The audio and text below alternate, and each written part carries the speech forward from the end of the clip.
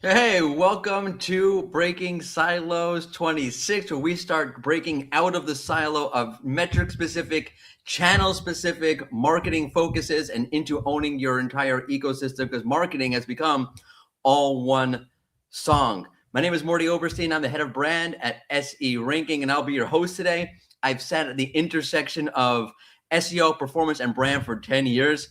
Longer. I'm dating myself. And this conversation about pulling down the walls and breaking the silo and thinking about your marketing as an ecosystem has been something I have been stumping for a long time. So I'm super excited that you're here. Please comment where you're from. Please comment what your background is and where you're coming from. We'd love to hear from you in the chat. I am joined today by, first off, one of my faves. She's the co-host of the Say It Anyway podcast with me. She is the CMO, because it's oh so wonderful, of Plannable. Maruna Dragomir, how are you? I'm good. I'm happy to be here. Excited. What are we doing here? Well, we're co-hosting this huge event because we are noticing a very clear pattern. Marketing has essentially changed fundamentally and structurally, and the customer behavior has also very much changed. But marketing teams look very much the same and do very much the same thing. We're seeing customers really researching their stuff on social, doing discovery on all sorts of places, talking to AI, finding brands through community threads, social conversations, and organic search, many times in whatever order. But attribution is really not keeping up. We have no idea about, 90, 80% of how that's going on, really. So we're measuring a fraction of what's really happening. But if you look at pretty much any marketing organization today, you'll find that, social is doing their social thing, SEO is doing their SEO thing, with separate briefs, separate strategies, separate documents, separate metrics, separate everything, with very little overlap. The market is really asking for one clear signal, but we are offering it about a bazillion different signals. So right, that's it's very confusing, and that's not really a channel problem, which is why we're here today, because we deeply believe it's a structure problem, it's a silo problem, and yeah, that's exactly why we are co-hosting this event. And with that, I want to introduce Bogdan. Thank you, Maruna. Yeah, that's cool and interesting topic. A year ago, approximately, we've been running an experiment and as a ranking, and we had an evidence that AI visibility and traditional SEO were more connected than anyone was talking that period of time. And we built a data set. We're quite good at building that. 100,000 of websites start looking for patterns, and we found two things, both one reassuring and one not really comfortable. Reassuring part, first of all, that strong SEO still drives AI visibility. The fundamentals haven't been thrown out. The work that your team's been doing over the years still matters, and probably even more than ever. The uncomfortable part was that SEO alone isn't enough anymore. When you looked at how AI visibility AI surfaces brands, especially when those prompts and questions related to the brands, it's pulling data from your website, your social presence, your review profiles, your community footprint, all of that simultaneously at one moment. And most of marketing teams, including our team in that period also, doesn't have a plan for that, because those things live in different rooms, as Verona mentioned, like managed by different people, optimized towards different goals. And that's the gap Breaking Silos exists to close today. And every speaker today has broken this open from a different angle. And let's get into that. Morty? Let's definitely get into it. Thanks for being here. We're going to see a lot of Maruna and Bogdan later on in the show. I will say the way I describe this, and just for context for the audience, there's a great story of Neil Young. He's doing a concert and someone yells out, "All of your songs sound the same." And he answers back, "It's all one song." And that's what we're talking about, Breaking Silos. It's all one song. let's get into what the rundown of today's show is. We're starting off with Eli Schwartz and Stop Faking the Funk, Genuine Brand Visibility across LLMs. Then we're going to hand it off to Sarah Whittle, who's turning our socials into actual brand work. Then we're doing a live Q&A with one of my faves, Annie Mae Hodge, When Social Stops Being a Silo. Up next is, he was one of the greatest quotes of all time in marketing. I will share with you later.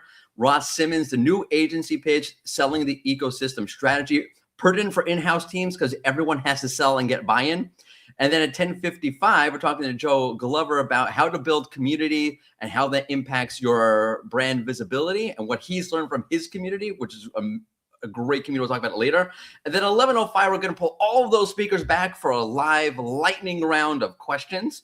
And then at 11:20, he who needs no introduction is, but I say 11:20 Eastern time. Eastern time. Not everybody's in the same time zone. I'm not even in Eastern time. Wow. Rand Fishkin will be here to answer one of the greatest questions I've heard in marketing in a long time. If discovery is everywhere, why isn't your brand strategy? Good question. We'll talk about it. Then at 11:30 Eastern time, we're going into a 25-minute session as Bogdan comes back with Donna DiTomaso about myth busting, what actually works for LLM visibility and what doesn't. We ran the data. You're going to be a part of this session.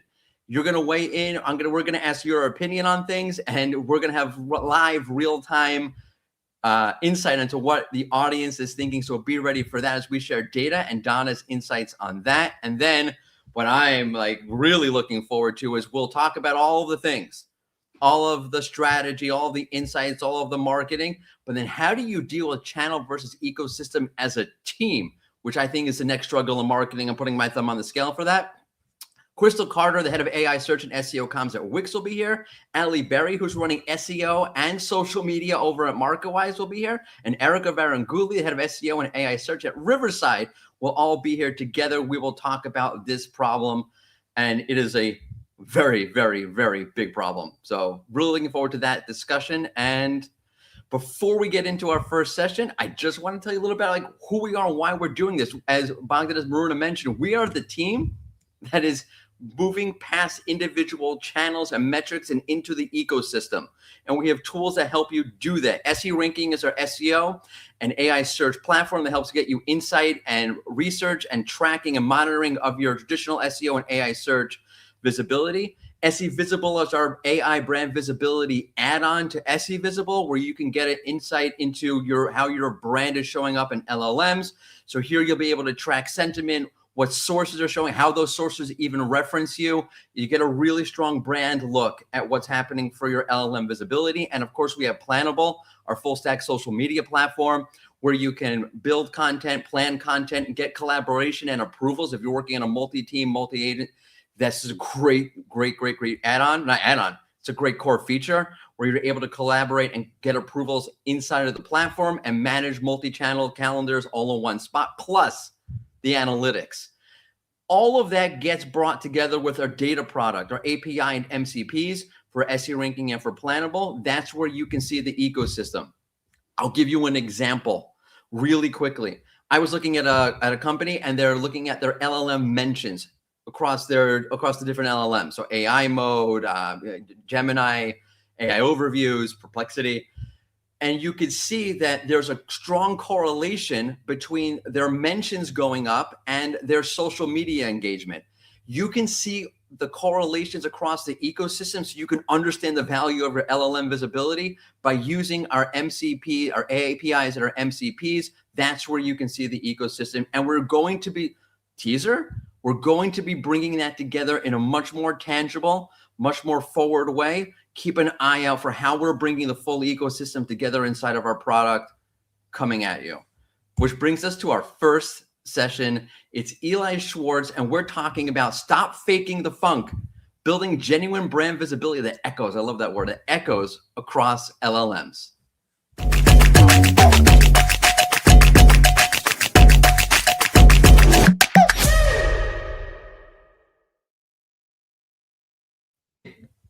Eli, what's up? Good to be here. Hell of an intro. I'm excited for today. Wow, I'm excited to have you here. First off, a little bit about yourself. You are a growth advisor. You consult with enterprise level companies, but tell me a little more that I don't already know, which I already know because I've known you for a long time. There's tons you don't know. So we're going to dive into it. We're going to talk about big brands. What I do is I work with companies as a strategic advisor, where many of them have worked with agencies, they've worked with tools, but they bump into that challenge where they don't have a senior level leader that is trusted enough by their executive team to help them make the decisions. So sometimes I'll come in and just be able to guide the team on the decisions they should be making around their strategic SEO. Sometimes I will have to build the decisions. It has been the ride of a lifetime for the last 7 years, working with awesome companies like Tinder, Coinbase, and lately Anthropic on building out their strategies around SEO. So I guess you're the perfect person to talk to about how to build out that strategy that echoes. What are we talking about exactly? Echoing, pretty much.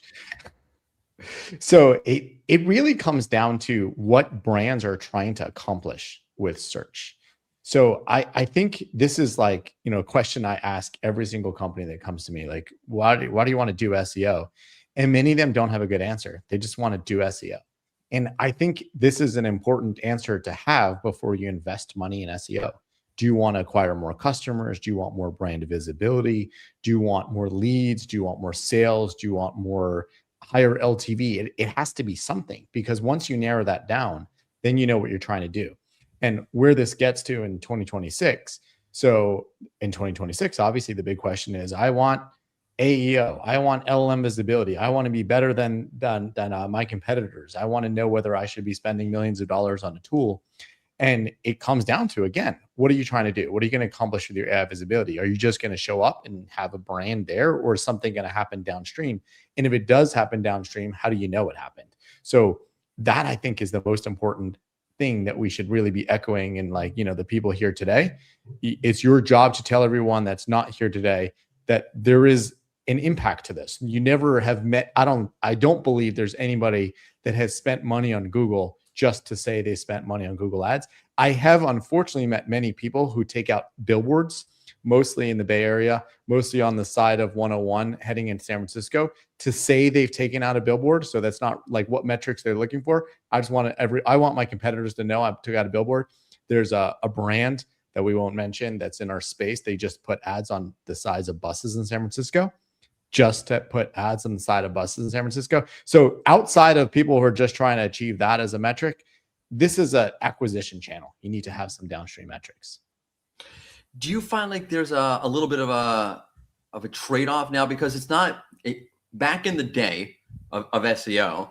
So you had it was like it wasn't actually clear, but we'll pretend for a second that it was actually clear. There was a clear sort of funnel, like you rank, you get clicks, you convert. But because we're talking, there's the LLM equation between the two, almost like a buffer. Do you find that teams are able to see that there's sometimes a short-term trade-off versus long-term value? Yeah, absolutely. I think that you really want to figure out what it is that you're trying to do, because then you can invest that effort. So I don't know if anyone knows what their short-term trade-off is if they just do. So I've been writing a lot, and check out my newsletter, product-led-seo.com, if you're not already subscribed to it, but about thinking about the follow-up, where you're doing something and AI overviews likely stole your former traffic, stole your rankings.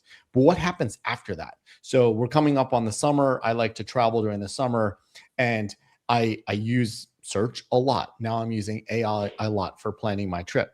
I'm not only using AI, I'm absolutely using Google. I'm absolutely going to websites, but I'm going to websites and I'm going to Google more informed. So the expectation, let's say Kayak or Expedia or anybody else in the travel space would have in 2021, before ChatGPT came onto the scene, doesn't exist today.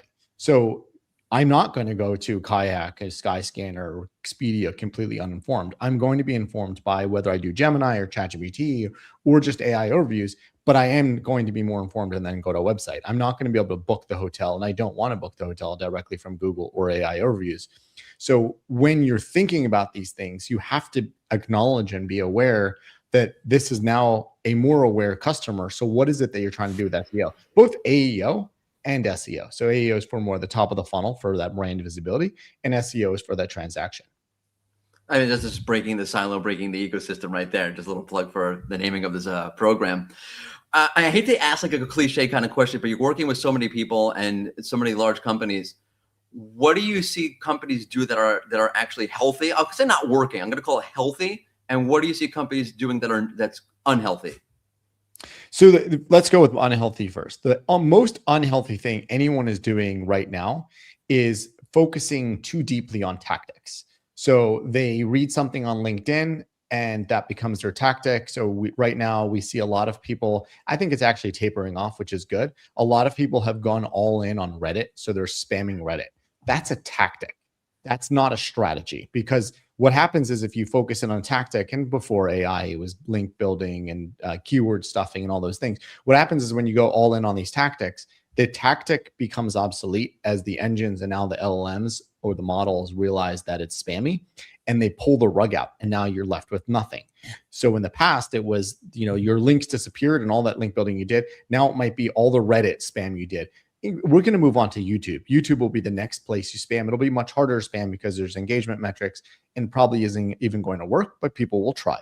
So that's what I see many companies doing that's unhealthy. What I see companies doing that's healthiest is really almost ignoring AI because it's not trackable. There's no way to really know with certainty that you've shown up for the multitude of customers you think you're showing up for. Your anecdotal searches aren't really real. Neither are any of the tracking tools you use. It's good. It's anecdotal, but it's not necessarily real, especially as we go into. Hey, watch your tone here. You should absolutely be using SE ranking, but it's anecdotal. It's not. Yes, You don't know that your customers see that. And we're going to get into personalization very soon. It hasn't really launched yet. But once personalization comes out, it's game over for like being able to extrapolate signals into any sort of forecast. Again, you still want to use tools. You still want to do your own searches to know if something's working. It's very directional at best. It's completely directional. And that's what I see many companies doing. That's why they're spending a lot of money on tools that they shouldn't be. Definitely spend money on SEO ranking. Don't spend an employee's salary on some other tools. But what the companies that are doing this correctly is they're ignoring this. They're still doing SEO. They're still investing in the right content. They're still investing in the right structure. If anecdotally their content shows up in AI, that's awesome. But there's not really, to date, we don't really know the levers you can pull that are sustainable and actually not black hat that will keep you there. So again, I've met many people who are like, what are you talking about? I opened up these threads on Reddit and it totally works for me. They may be in very non-competitive niches. I would challenge anyone who thinks that these tactics are effective to go and try to rank like personal injury attorney in any city in America with your tactics. And if you can do it, by all means, you'll make a lot of money, but I don't think it's going to work. I just take it a billboard if I was a local attorney, to be honest. You might as well. Exactly. With like smashed up trucks, that seems to work for that category. It does seem in a neck brace. It's an interesting point about you make about Reddit, because it's funny when that first tactic came out, and it goes back to something else you were saying. I thought it's such a weird tactic, because what's going to happen is you might show up or you might get that visibility, but then at a certain point, the people are going to move, the consumers are going to move further down the funnel, and they're going to have to interact with you as you actually really are, which I think is your website. And it's interesting, maybe it's a side point to bring this up. First off, on the data side, I agree with you. It's very directional, and that's why, plug for ourselves, we're looking at the ecosystem, we're looking at the layers and bringing social data, traffic data, and LLM and SEO data together so you can see the correlations. Done plugging our tool for a second. When people do these tactics, it inevitably hits the fan at a certain point. And one thing I want to maybe bring up with you is when you see companies not investing in their website, mistake or not mistake? Oh, today, it's a huge mistake to not invest in your website. I actually made a culpa on this, where I thought that many brands or many kind of companies should not have had websites up until the advent of ChatGPT. And the reason why is because if you're a plumber, you really don't need a website. You need a really good Google My Business page. You need a really good Yelp page. You didn't necessarily need a website, because the website inevitably ends up being not well maintained. You have, mistakes on it. What people are looking for, you don't have. You maybe have a picture of your family, but that doesn't really show your skills when it comes to unclogging a drain. Now I think that every brand should absolutely have a website, because this becomes the real estate that you own and control, which then feeds into the LLM. So if you want people to know that you have a master's degree in plumbing as a plumber, you put that on your website. You can't expect Yelp to do that. If you want people to know that you work 24/9 and 996 or whatever that thing is, you put that on your website because it feeds into LM. So when someone says, I need a plumber to scoop up all this stuff that is coming out of my drain right now, Saturday night at 4 a.m., you're showing up in the LM. You fed the LM that information because it comes from your website. If you have great reviews, you can populate those great reviews on your website. Don't expect that Yelp will show them without you paying them. So absolutely, you need a website that you own and control in 2026. So it's funny to me because it's an interesting thing. I absolutely agree, obviously, about the website thing. It's a funny thing that people are talking about, like maybe you don't. And I think that's one of the things that I was trying to mention before. Like the people are looking at, we're talking about echoing across LLM visibility. The thing that doesn't echo for me is when you're so short-sighted and say, okay, Reddit is everything, so I won't focus on the website at all. What's another example of what you see out there where people are not thinking about that echo, where they're looking at the short-term immediate gains, where things are sort of happening, but they're not thinking about that long-term, more holistic, break the silo sort of funnel and strategy? Like, wait a second, they're going to end up on my website at some point, even if it's just to validate. And by the way, pointer for anyone who's listening, the two places where you can be explicit about what you do on your website is your homepage and your about page. People don't take enough stock in their about page. Sorry, I overstepped. Go ahead, answer the question. No, it's that. So there's this thing, and I've been railing against this for years when, I'd meet with potential consulting clients where they would organize their entire content roadmap based on monthly search volume. So let's say they're a SaaS tool, and I don't know that a lot of SaaS tools should have been investing the amount of money in SEO that they did, but they would think about all the content they're going to write based on monthly search volume. Now, there are going to be certain pieces of content which have very little monthly search volume, which will have 80% conversion rate because it's so necessary for the journey that a user is going to go through.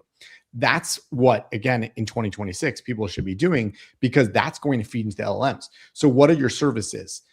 About us, of course, is something you're going to do, but what are your specific services? Prices actually matter. So a lot of companies have never wanted to put prices on their websites, but maybe if you put a search in that says, I need someone to unclog my toilet, that isn't going to charge me a $400 overnight fee. If you put down that your overnight fee is $100, the LLM will now think and show you, because you're now fit within those parameters. So I think those are the things you're going to do. Like, plumber prices might not be something with high monthly search volume, but plumber prices becomes very relevant when you think about that journey. So, and as you're building out your websites, the most important focus is really the user, not search volume, not the LLM, and not Google.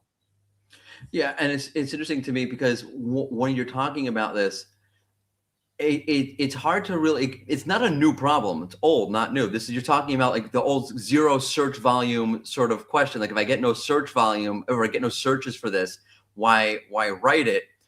I want to maybe like pull out of like SEO for like a quick second and connect this. Does that mean, and I know it's like a soft toss to you here on this one, does that mean you're thinking beyond just traditional channels of, okay, I have my website, I must optimize my website, and that is it, because that's where maybe I get some backlinks. That's like old school SEO. And does it mean starting to broaden your scope of what's included in the equation or not?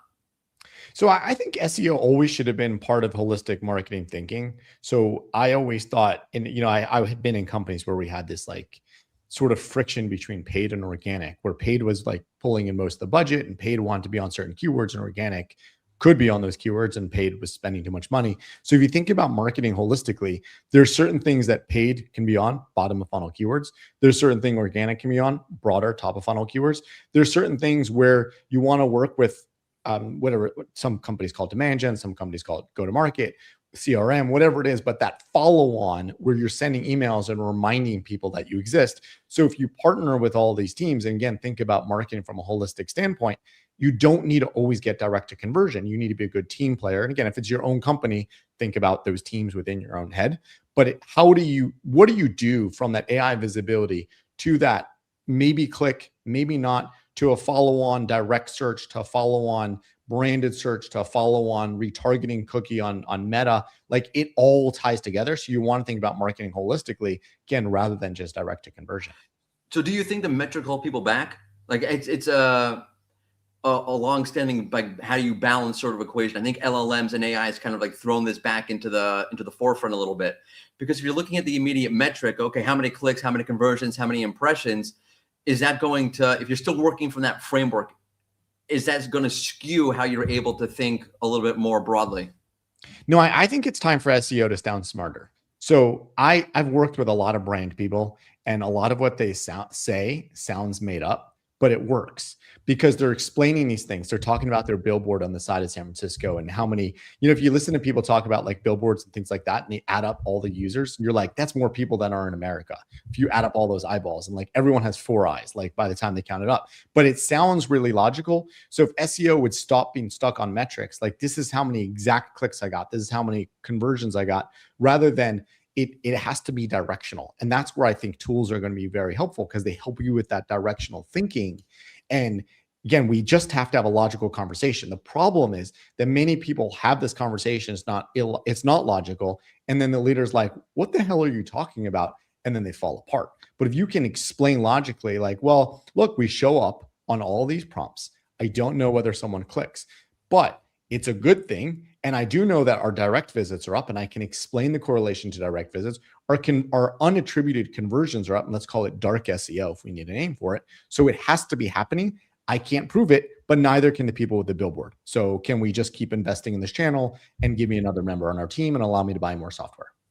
Basically, and I've saying this for a long time, people running TV ads have to deal with this problem for a very, very long time, which, by the way, you can track the correlations with our APIs at MCP. Going to plug. As we transition out, Eli, what are you going to plug? Where can people follow you?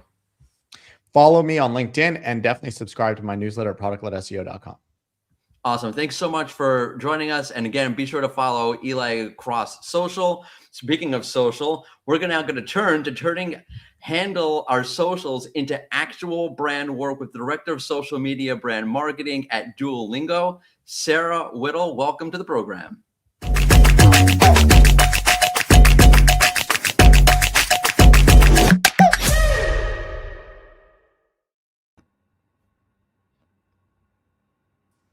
Hey, Sarah. Hello. Hey, Maruna. First of all, welcome to the show. And I forgot to bring Maruna back in. Hey, Maruna, you're going to be a part of this session with us.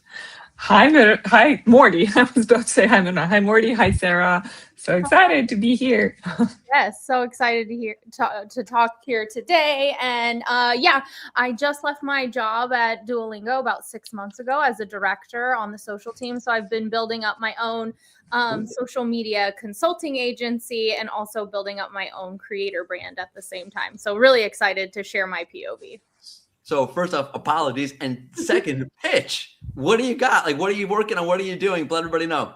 Yeah, I'm doing a little bit of everything. Like my agency is called Unicorn Social because I am one of those unicorns. I made that name based off of my first Instagram handle in 2011. It was Rude Unicorns because you didn't dare put your government name on social media at that time. But it's really like transformed into a theme across my career. I'm the brain behind billions of views at Crocs, Duolingo, on the YouTube creator brand called Smosh Television, and even my own handles that have always been like a creative outlet for me, but I have about 450,000 followers and subscribers across all platforms, and I have a newsletter. So I really come from an entertainment background, and in the last 6 years specialized in brand marketing. Sounds amazing. You have such a track record and such amazing brands under your belt. Like Duolingo is enough, but then add Crocs to that, and in their era of glory.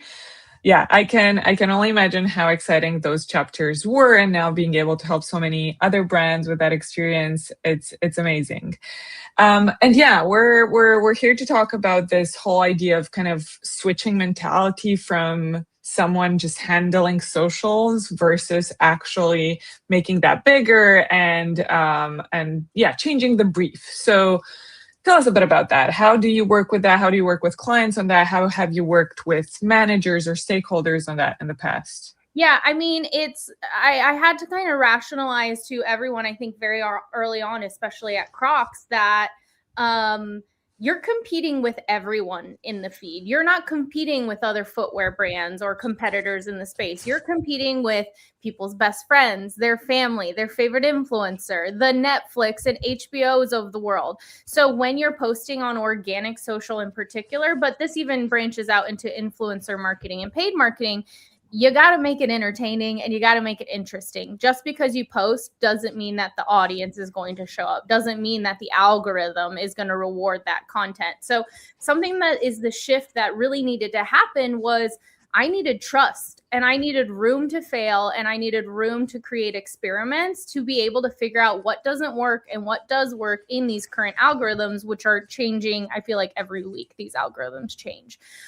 It's not like if you push a certain amount of buttons, this like thing will go viral. Like if I had a viral button, I would not be working in corporate. I would be having my own job and doing my own channel, right? So all of this is through experimentation and trust.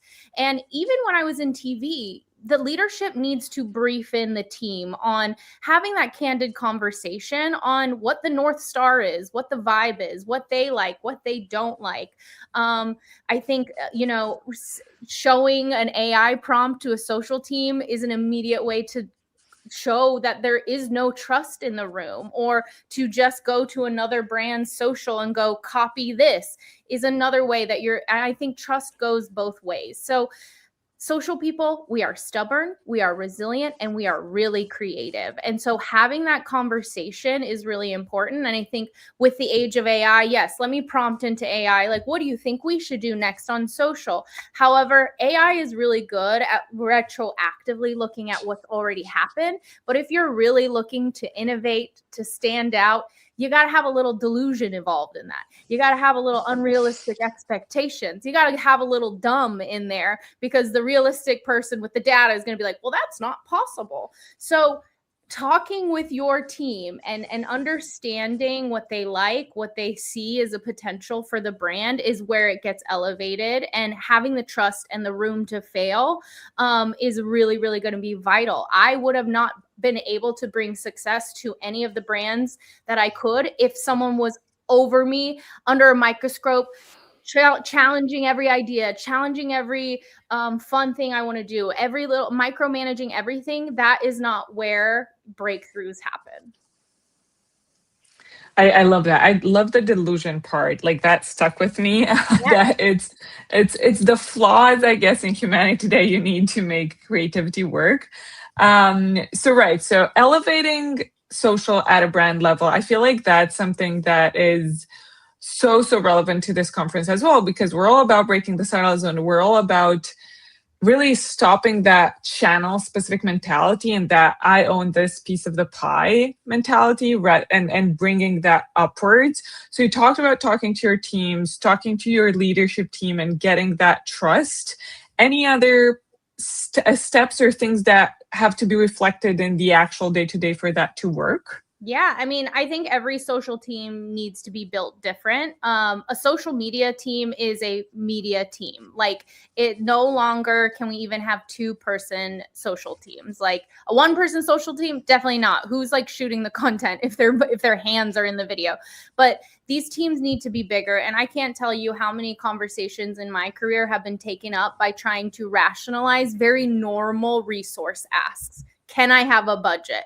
Can I work with an influencer for X amount of dollars? It's not nothing crazy. Can I get a videographer and an editor on the team that I can directly work with that isn't, totally sucked up in these huge brand shoots? Can I have, these resource questions are very valid because more doesn't come out of nothing. More comes from more. And so in this world where AI slop and generative content is really a turnoff for consumers, which I think it makes sense. It's like, if you're cutting corners on the advertisements you're presenting to me, how am I supposed to trust that you have a quality product? And so putting in those resources to create really great content or fun content and be able to look at it as a mini media company is going to be really, really valuable for that. It's interesting because, like, as a brand person, I think everything happens at the latent level, like association. You think back to, I don't know, Nike and Michael Jordan back in the day. I thought that really worked so well because they were both building themselves up. There was so much synergy on the latent level.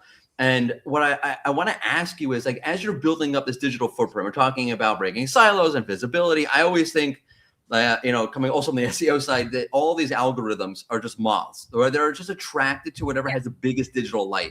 Yes. And as you're building this digital footprint across the ecosystems, how do you take your social media from being, I'll call it like just vibes, and into an actual brand? Yeah, I mean, there's a lot of strategy that, like, people can look at strategy so many different ways. But what I say is, yeah, there's maybe like brand consistency in the way of like the logo and the font and whatever. That doesn't really matter anymore in this age. But what I like to coin myself is called the secret sauce. What is the secret sauce of a brand? And that's more the emotional consistency that comes through on each post. So Duolingo is a great example. What are the emotions when you see Duolingo that are brand consistent? Chaotic, unhinged, and then we have that little flair of language. So that is something that I think, like, it goes out and beyond just day-to-day posting. Is like, is it hitting the secret sauce that we've created? And I always have like 3 ingredients for it. I think one ingredient should definitely be engaging the audience. How are you engaging the audience? How are you having a conversation with them? At Crocs, it was engage, reflect, and entertain. So reflect meant we were reflecting what the fans and the haters were saying about Crocs on the streets. So if the haters were saying, don't buy Crocs, they're ugly, we were like, we are ugly and we're proud of being ugly. And that was a way to legitimize fans and haters and reflect back to them. It was a fun point of contention. And then entertainment. Whatever we're going to make, we're going to be entertaining. We're going to be that entertaining brand on social that doesn't just copy what everyone does, doesn't just hop on a trend. We really want to yes and it. I'm also an improv nerd. We want to yes and everything that comes our way. And so I think finding those 3 ingredients, engage always being one of them, for your secret sauce, for your brand, already creates a different conversation when you're creating content.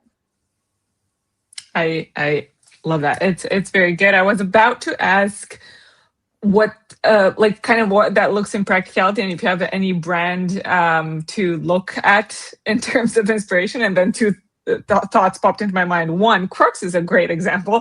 2, don't copy other brands. She just said it. So So yeah, a great example is like Bratz, the Bratz handle. I love what they do, and they always have this diva energy and engagement, and they're also very onto pop culture. When Chapel Roan has an iconic outfit, they're replicating it. Fortnite, they inform about the game, give you updates about the game. They also engage you with the different lore, and then they're also showing off all their different collabs. So once you're like figured out the secret sauce, like, I challenge everyone to go to whatever their favorite brand is on social and be like, what is their secret sauce? And you'll be able to see those pillars. That's amazing. I think if people want to keep picking your brain about the secret sauce, keep a conversation ongoing. Follow Sarah on social media. Yes. Thank you so much for being here. It was really insightful. Course. Yes, I'll plug my Substack, Sarah Whittle Writes. That's where I will do a bunch of these musings. So thank you so much.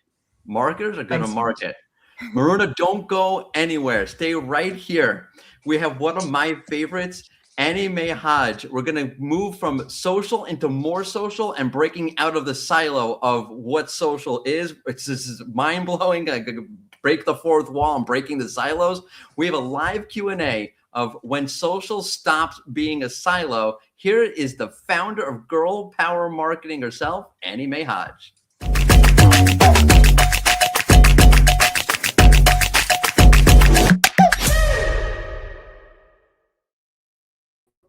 I'm so excited you're here. Hi, thank you for having me. Kidding? And I managed to get last minute childcare, so no one will hear my son just eeping in the background. So yay! Talked about this before, like the one thing not to worry about is that. Marketer's going to market before we get into any of this.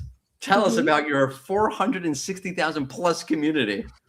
Well, yeah, crazy. It's actually now, not to flex, but it's now nearly 500,000, which is wild. I've been growing it over the last 6 years, so it's been a lot of work, but it's allowed me to, as it says on the screen, work with brands like Canva, HubSpot, and Notion. And I think a common misconception is actually that I just mostly focus on my brand partnerships and building that brand persona, but actually I still do the groundwork. So I'm a fully booked social media manager and strategist, and that's my bread and butter. That's what I do on a daily basis, and then the brand building is just the fun part I get to do on top.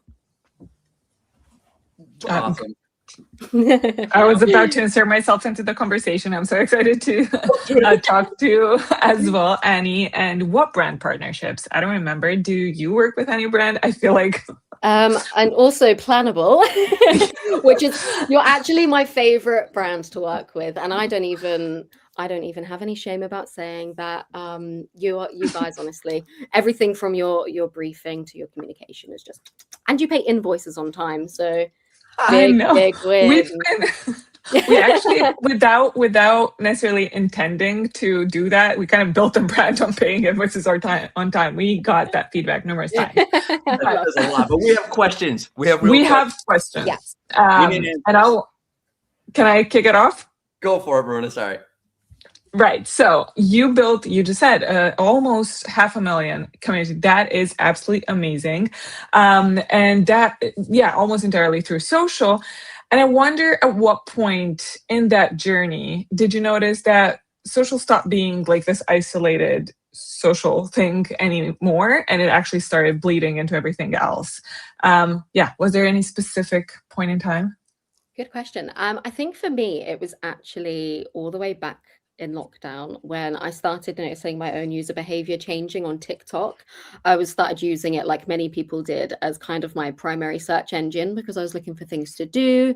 Google obviously just wasn't keeping up as quickly as TikTok could because people were, vlogging their favorite walk, when we could actually go out for walks, and those sorts of things. So I found that my user behavior was changing on there.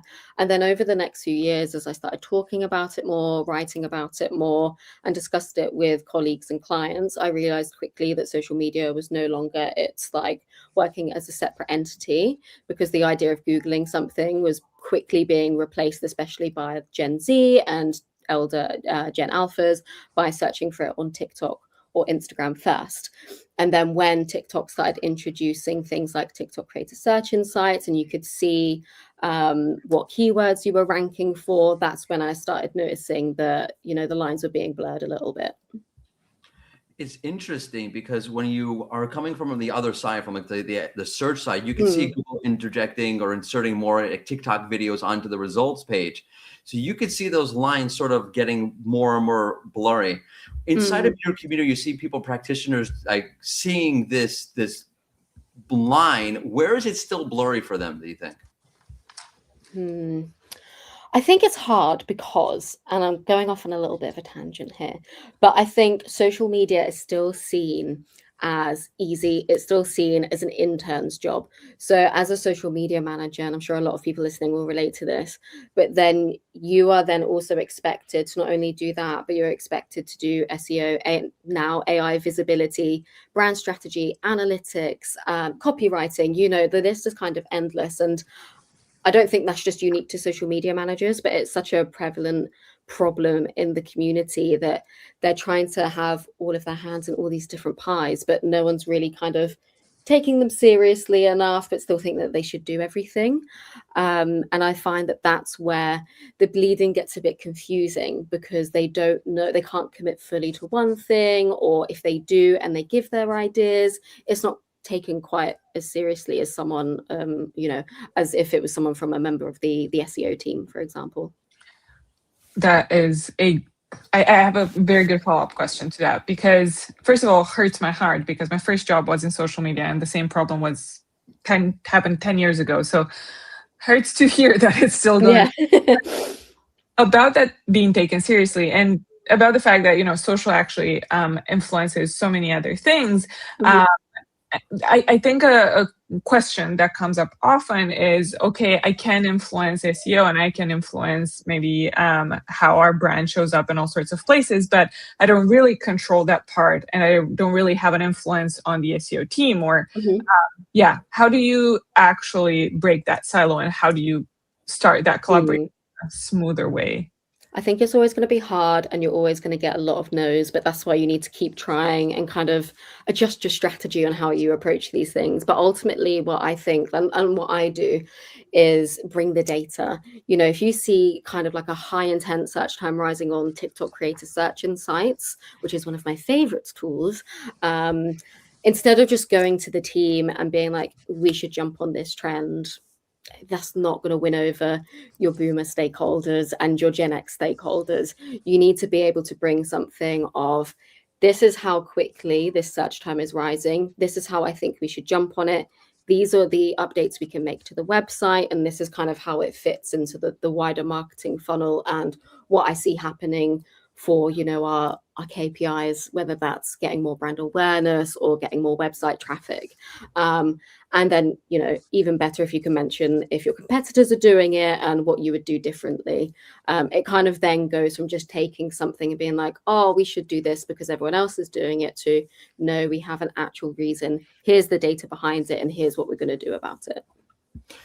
There's so much to talk about this topic, about the teams and the silo, and we're going to get my plug for later on in the event. We're going to talk about that with Erica Varanguli, Ali Berry, and Crystal Carter. If people want to keep the conversation with you, because I have a million more questions, we just can't. We're trying to cover so much. There's so much of this conversation to get to.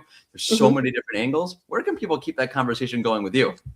They can keep it going on LinkedIn. It's Annie Mae Hodge. That is probably the best place to reach out to me. I have like a 90% respond rate, but I will either respond immediately or in 3 weeks' time because I do have a 7-month-old son.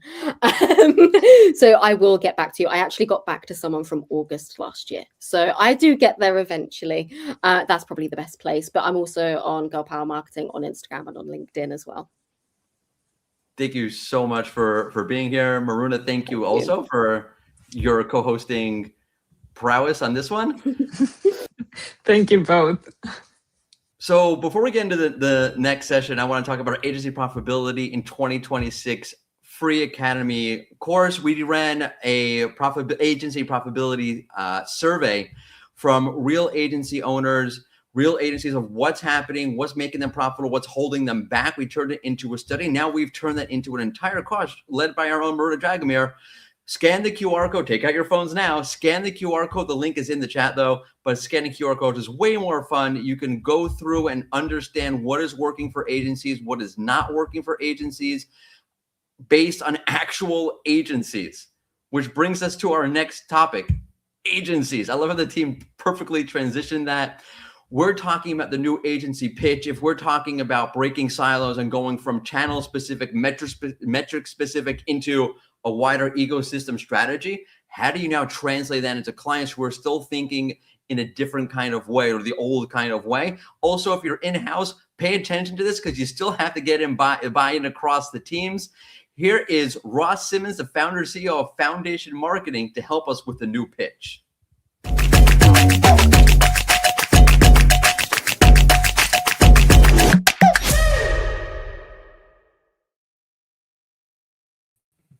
Ross, what's going on? Good to see you again. How are things? Good. How are things with you? How's everything? Great. I am excited to be here. Thanks for having me for Breaking Silos 2026. Let's have some fun.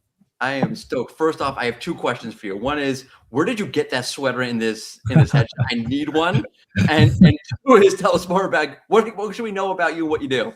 I like it. So the sweater came from eBay. I'm a big obsessed fans with sweaters and hoodies. It's my go-to thing. It's my deep interest and passion outside of marketing. I run a company called Foundation. We work with some of the biggest brands in B2B tech, helping them scale their distribution and content engines to really drive that AI visibility for their businesses and organizations. And we've been doing distribution since like 2014. So it's a fun space to be in. You have one of the best quotes, if not the best quote in marketing of all time, which I told the audience I'll share it at the beginning of this event. I'll share it right now. If I get it wrong, please correct me. Create once, distribute forever. You nailed it. That's the name of the book. That's the name of the mantra. I try to say it often and regularly, but that is my core belief. And it's showing up to be even more true now with the rise of AI search and the way things are going. So let's talk about the agency pitch, pivoting, no actual pivot from what I just said into what I'm saying right now. Yeah. Let's talk about the agency pitch. It's a totally different sort of ecosystem. Things are much less siloed, as the name of this event would indicate. But that doesn't mean that clients are necessarily thinking the same way. How do you now turn what we're talking about into actual client revenue and signups? So the first thing that every agency owner needs to understand is that like everybody is afraid. Everyone is scared. There's a lot of fear. There's a lot of uncertainty. And you need to first break through what I would call like the croc brain, which is like the part of the brain that we all have had since we were young kids, that humans have had since the beginning of time, which is kind of that first fight or flight mode where they need to determine whether or not they trust you. So to be able to break through that, you need to first show why you are worthy of being trusted. You show you are worthy of being trusted in through a few different ways. Either one, you do it publicly on the internet by building up your personal brand, by pressing publish on case studies, by having credibility in the market, by being a leader, by being an influencer, by having a referral or a warm intro. All of those things can help set you up to have a better conversation. However, the other thing that you can do is when you actually get that conversation, you don't go in and aggressively start to pitch. You instead start to ask questions. You want to learn from the person what's going on in their world, what are their problems, what are their challenges, what is keeping them up at night, and what is their actual professional goals that they're looking to achieve. Some of these folks are in this role because they have one mantra and one goal, and that is AI visibility. The CEO saw a podcast, they read a book, they heard Ross speak at a conference, and they were like, we need to do something in this AI search world. They were reading one of the articles that you folks are pushing out there with the research and data, and they were like, we need to do something. And now this person was hired to go and solve this problem.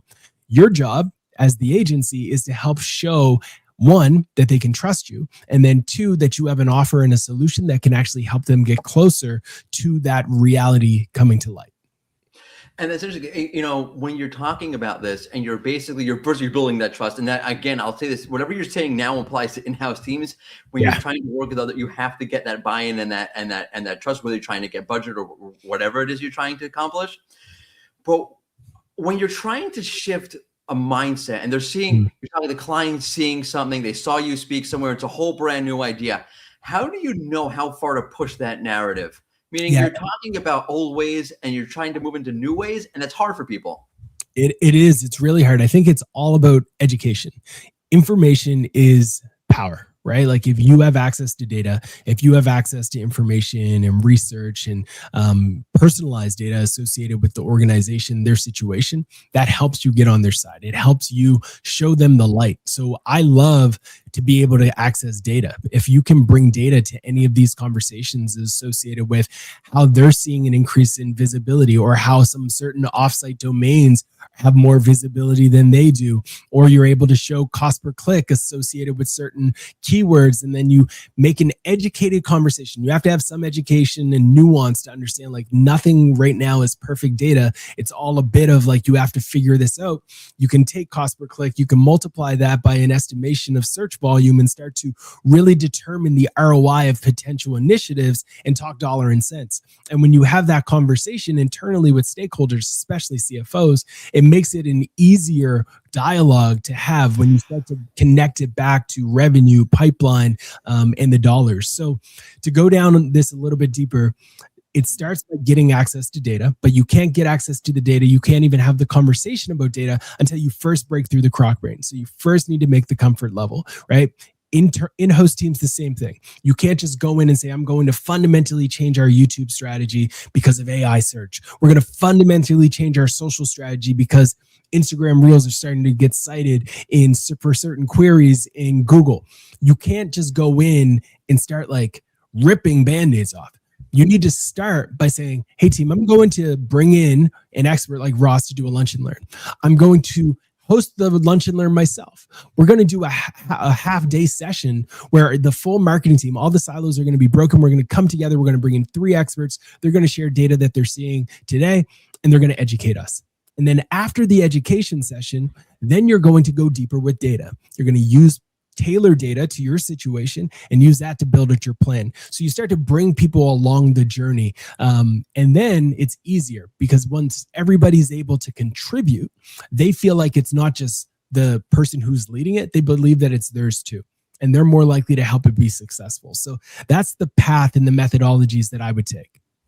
That's first of all, I love the education part.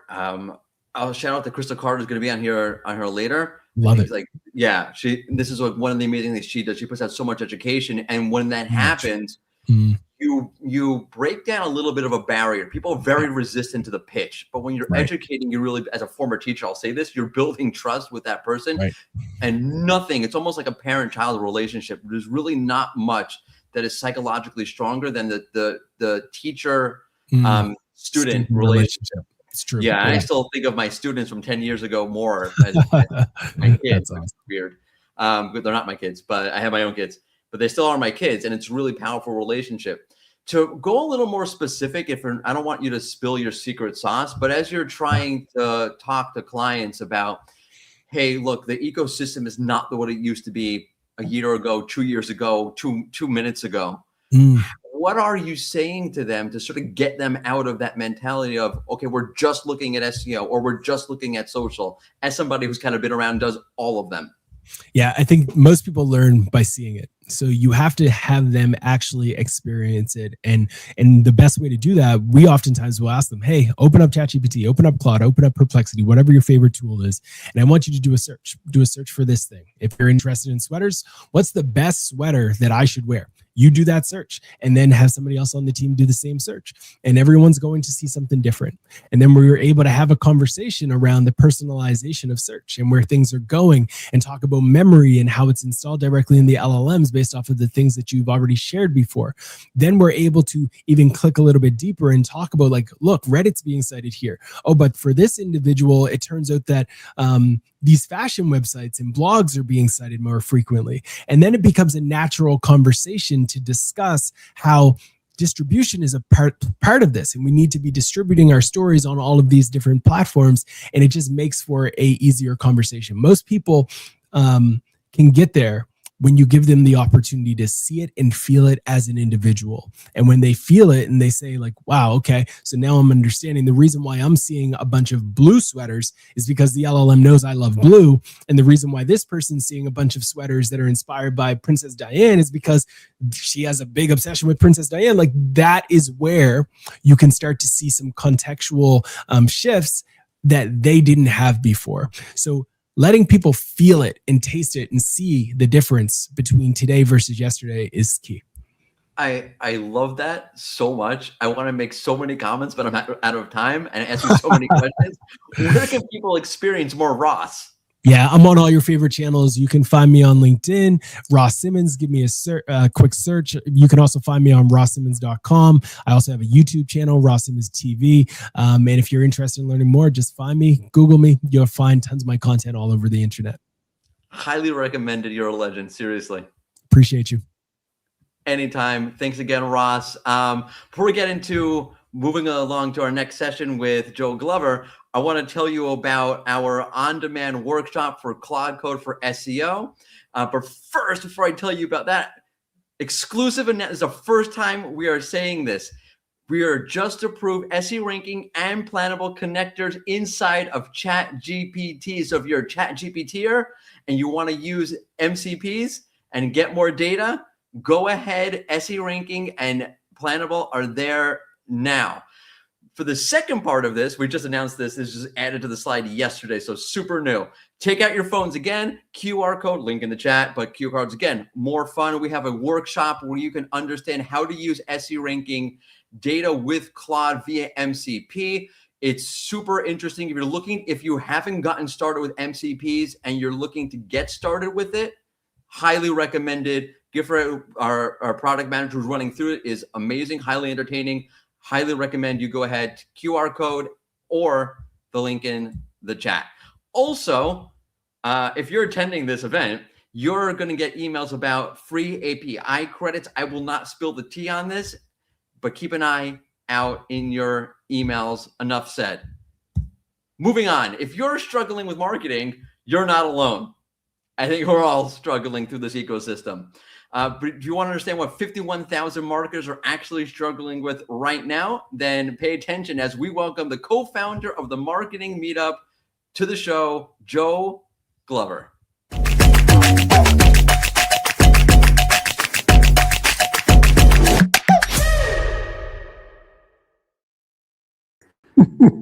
Hey, Joe. Hey, mate, that's so cool. It's so dramatic. I'm upset you're not wearing a Yankees hat, but that's okay. I know. That's been long retired. My wife got rid of that a long time ago. So sorry to hear that. Real things that matter most. Tell us about the Marketing Meetup. Tell us more about yourself. Oh, bless you, mate. So last week was my 10-year anniversary of running the Marketing Meetup, which the Cliff Note version is that I started because I have a quiet voice. I'm generally terrified of networking and thought it was a real shame that when we come into networking situations, we treat each other like a job title or a budget. So I started running an event in a canteen in Cambridge in the UK. And over the past 10 years, then the community's grown to 51,000 marketers, 250 events per year, 200 plus thousand social media followers, and two words that matter the most, which is positively lovely, which is all about coming into the space and looking after each other. It's been a blessing, a real blessing, and I got to meet you along the way, mate. So in that process, then the biggest blessing of all happened. Oh, that's too kind of right back at you with that sort of flattery. I don't know what to do with it. But let's just get because it makes me super awkward. Everybody knows me knows. You're talking with so many more. Your community is amazing. I'm going to ask you a little bit of a spicy question. Don't name names, obviously. What are the marketers in your community struggling with that they're kind of afraid to say out loud? It's a good question because I spend way too much time on LinkedIn, and so I see what people say out loud, and I don't. Obviously, we don't hear the conversations behind the scenes, and it can be summed up in one word, which is uncertainty. And uncertainty is poison for good marketing, but I have data to prove it. So last year we ran a State of Marketers survey. We went out to 1,500 marketers who came back to us, and we asked them, what's your emotion associated with our job? So it wasn't about marketing, it was about marketers. The first emotion that came back was positively challenged. So that was a really good one. But number 3 came back as uncertain. And as I say, uncertainty is a poison for good marketing because you don't take the time to actually invest in long-term brand building. You don't have the confidence to know what's coming down the track. This is really well researched, and I want to leave people from this like feeling comfortable, like with a big takeaway. So there's a great series of research on uncertainty by a man called Sam Conniff. Sam Conniff studies uncertainty in great depth, and the one thing that he points back to as a solution for uncertainty is open-mindedness. And so if there's one thing I would encourage folks to cultivate for themselves, but also for their teams as they look forward to breaking down these silos that we're speaking about today, open-mindedness is a cultural trait that I don't think we speak about enough, but is probably one that will have the capacity to change a lot of things. That's such a great answer. I don't know where to start with that. You're giving me like the feels. Sharing a vulnerability. Everyone is feeling vulnerable. And that makes sense. It's a very, I'll call it very shifting sort of scene. So that vulnerability and that uncertainty, I think, I'm just going to say this, it makes sense. And I think it should land with you if you're listening or watching this. This is the validation. It makes sense that you would feel this way. It's not like, oh no, why would I feel? It should feel uncertain. Oh, mate, I'm sandwiched between Rand and Ross, right? You know, they'll give you the practical stuff. I just want you to feel seen. So that's a really big part of it. And how big of a problem do you think that is? If you go on LinkedIn and you see what people are talking about on LinkedIn, it's so different from what actual marketers are talking about. How big is that problem right now? I think it's huge. And sorry, I'm just readjusting my camera as we speak. But I think it's huge. I think it's really huge. The gap is large between what we see on LinkedIn and what we see in real life. If I pick on one specific example, the best one is probably AI, because that's the thing that we speak about the most. Now, the thing that you will see on LinkedIn is the people who have got their Claude code set up in such a way where they're doing no work, blah, blah, blah. I've made $100,000 this month from doing this thing. It's just not most marketers' reality. For every post that you see about Claude Code, you'll see another post where the marketer reading it saying, yeah, that's great, but I can't do that in my organization. And the boring gap between those things is compliance, it's regulation, and it's skill. And like, to put a point on that story, the other day I tried to train my team up on AI. And it was really interesting because I'm knee deep in Claude Code. I love it. But like, it was so interesting to see amongst people who are marketers. They're definitely not stupid. They're incredibly talented. But like the skill gap between each of us was huge. And so like an assumption that everyone is in the same place is an absolute killer for breaking down these silos that we want to speak about today. I'm so curious. If you walk away from this Q&A session just feeling seen, I think it was a successful session. You're talking about AI, which is sort of the pink elephant in the room, and I was going to say there are people who are more adept at it, less technical, more technical. I'll plug our course again. Like, please have a look at it because it's hard. It's legitimately hard. What are people in your community actually feeling? Are they overly excited about AI? Is it overly anxious? It's somewhere in between. What are people actually feeling? I think everyone's experience of it is unique to them, and that's such a cop-out answer. I appreciate it. Nuance is accepted here. No, but it's true. You know, like there's the skill gap that we're speaking about, the enthusiasm, the media they digest, etc., etc. The organizational culture which promotes or suppresses these systems. I think if I could give a tip, which would hopefully take people in that worried space into a more excited space or optimistic at the very least, is the old phrase of like fear of fear itself. If you're not taking the time to understand and be open-minded or curious about these things, and I know curious is a catch-all term, but I think it does apply here, then ultimately AI becomes this amorphic thing that you fear, but you don't necessarily have a shape for. And so if you can give a shape to these things, I think ultimately this is how you can suddenly take yourself from fearful but unknown to fearful unknown, which just seems like a vaguely better place. That's such an important point. First off, just being able to be the awareness of what's going on. It's all of the difference between being overwhelmed and not overwhelmed by this. I will say that as a point of don't underestimate that point. And again, what I said, if you feel seen, that is there's an actual value to that, which I feel like we should do a whole session on. But I want to ask you one more question before we go to another question, lightning round with you in it. So there'll be more questions with Joe if you want more questions from Joe. When we're talking about breaking silos and getting to a new marketing world and a new marketing universe and shifting our ways of thinking, you're in a community with actual people, like human beings that exist. What's on their agenda that's not making it to a conference agenda? Internal communication, like the biggest thing. Like honestly, so boring. Like I can be the most boring middle-aged man that you possibly want me to be, because like I will speak about internal communication forever. I think as marketers, we often forget that probably half our job is speaking to the rest of the team and treating the rest of the company as a customer. And I'm serious, like half the job. So like if we're actually advocating for marketing, I think one of the biggest blind spots we have as marketers is forgetting that we're a business function, having an agreement what marketing does. And all this stuff starts with communicating and speaking with the rest of your company. It's hard when your head's down, when you're busy, but honestly, treat them as your second customer. And like that's the game changer. That's something which will never make it to LinkedIn. It's the type of thing which will absolutely change how you experience your job. I was literally talking to Ali Berry, who's going to be on our panel later, about this 2 days ago. Like she said, what should I write about? My internal comms. Yeah. Comms. So boring, but super necessary.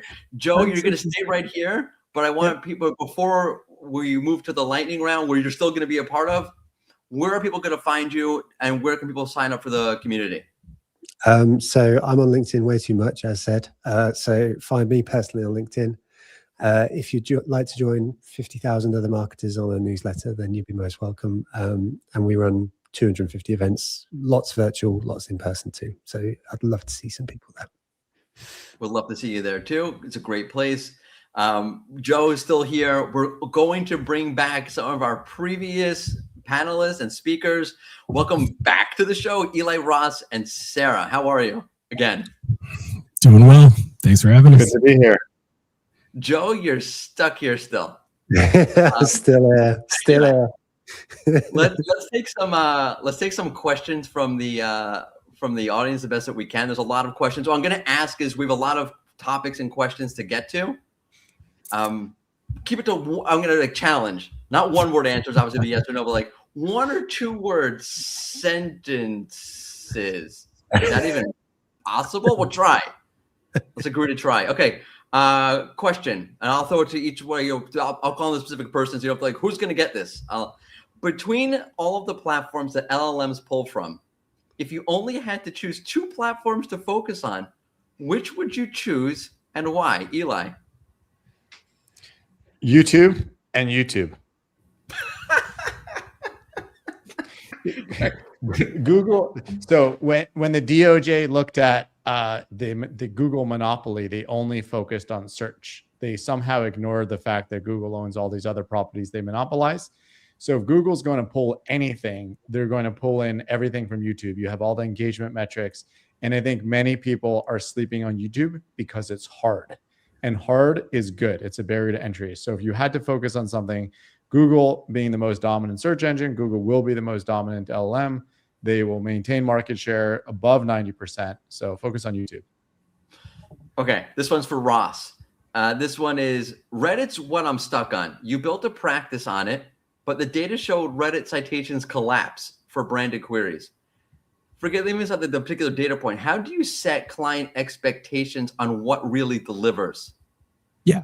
So I think the key is every single industry is going to be different, and the query drop might actually be very different depending on your niche in your space. So LinkedIn, for example, in Perplexity is absolutely having a moment, but Reddit is having a moment with ChatGPT. So you actually just have to monitor and have those transparent conversations with your team, focusing on the prompts that are relevant to you and not get too caught up in an overarching macro issue that might not actually be impacting your niche in your specific industry. So for me, it's all about the data. You follow the data, and if something shows a different signal, then you have to react to it and adjust your strategy appropriately. Okay, so this one is for Sarah. It's a little bit of an SEO sort of question, but I'm going to pull it out of SEO. I'm going to put it back on social.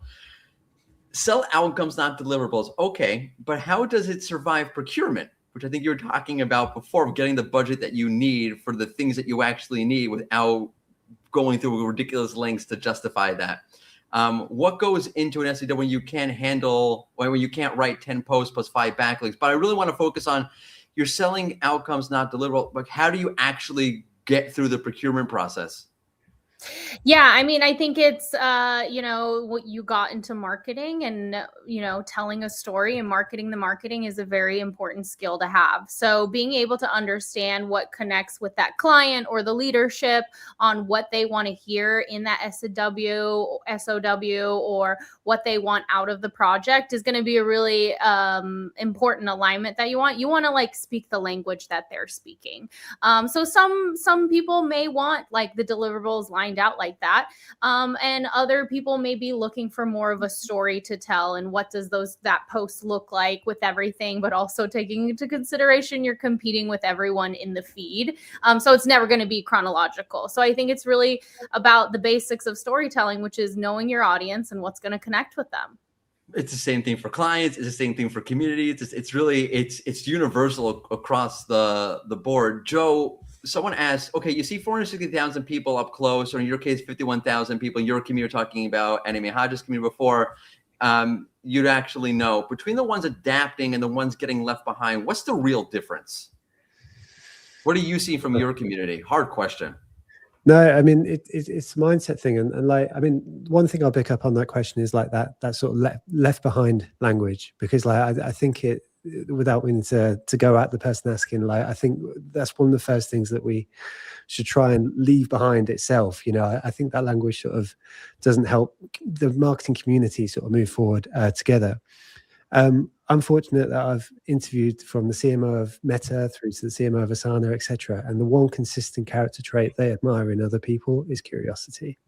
And it's such a catch-all question, catch-all statement. But honestly, just taking the time to learn these things, look at these things, spend time in these things, that's going to be the difference. So curiosity. That's curiosity killed the cat, but also curiosity saved the cat. I'm going to throw this out to everyone. I'll start off with Eli again. I think it's a question that everyone can answer in a different way. It was like break the silo. I think it's a great way to deal with this. I think there's different perspectives. Someone asked, be everywhere discovery happens sounds great for people who aren't me. There's 4 of us. Such a good question. We have to pick. Is ecosystem thinking a big team luxury? If so, how do you choose what to drop? Eli, how do you know what to focus on? How do you know what to drop? I think if you just put blinders on and pretended you were, had your own business and you needed to make money to pay rent, it becomes a lot easier. So I think in big businesses, people get too focused on their meeting schedules, their one-on-ones, their direct reports, the hierarchy, hitting quarterly goals. But if you had to show up to work and, anybody that's ever traveled to like Southeast Asia where people like sell they sell fruits and vegetables on the street. What they do is they go to a farm and they buy a bunch of fruits and vegetables. Then they come out to a street like, been in Bangkok, which is a big city. They come out to the street and they're selling what they have bought. And then they're just going to try to make a little profit. Think about marketing like that. So instead of like, how do I check this box? How do I make sure my SEO is good? It's like, how am I going to, there was a company I was consulting with recently where I told the CMO to just tell the team, your job is to make me $4 million this quarter, go. And that all of a sudden frames different things. Like a lot of things on the roadmap just fall away. So question isn't ecosystem. It's like, what are you doing today to justify your job? And unfortunately, we're in an environment where you kind of have to do that. Sarah, how do you know what to drop from a social perspective?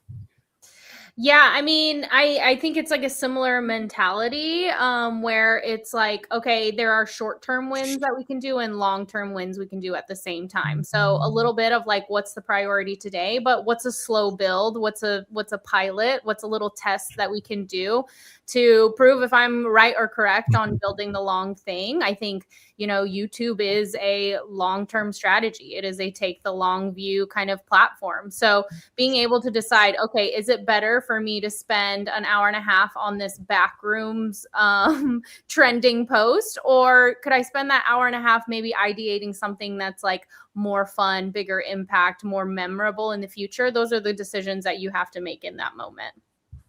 Ross, you're dealing with multiple channels, multiple things, YouTube being one of them. What do you drop? I think my dad always used to say it's better to have one good kid than 3 bad. And I think 3 other kids. I think the theory holds up here, right? Like strive to be excellent on the first channel where you're going to drive traction and result. And then when you know that you have achieved excellence, then you move on to the next one. I do think that small teams today can scale across multiple platforms in this ecosystem. You now have tools like AI that make it easier than ever to be excellent on multiple channels, to get insights on multiple channels. So I do think you can have a presence in more places, but my challenge to everyone would be to not try to be okay at everything, but to instead try to be excellent in one place before you start to go to the next. Ross, I'm going to use it. I have 4 kids. I'm going to use that. on my Well, I hope they're excellent for you. Cutthroat. Joe, when you're talking to actual people in actual communities and they're struggling with this question, what's your advice to them? It's a really good question. It's really solid, and like I'm in the same situation. I'm in a 5-person company, so I know how it is. The best advice, and it's slightly old school thinking, but if you think of your funnel and you're thinking the closer you can get to purchase is where you're going to prioritize your action. If you've got limited resources in the first instance, if you need to buy yourself some time, if you need to be building out the processes, then optimize towards the purchase. Go purchase upwards. So you can start doing the brand building activity, et cetera, but like research has shown, practical sort of real life advice has shown, the closer you get to the purchase, the better outcomes you're going to have. That's great. Thank you all so much for being here. Ross, I'm going to steal the line of the event. I'm going to steal that now and use that. Thank you all so much for being here again. Joe Glover, Sarah Whittle, Eli Schwartz, and Ross Simmons, thank you again. Thank you. See you all on the internet. See you all around. This means we're on coffee break for the next 5 minutes. Go grab a cup of coffee. Go talk to your kids. Go do whatever you want. We're back here in 5 minutes.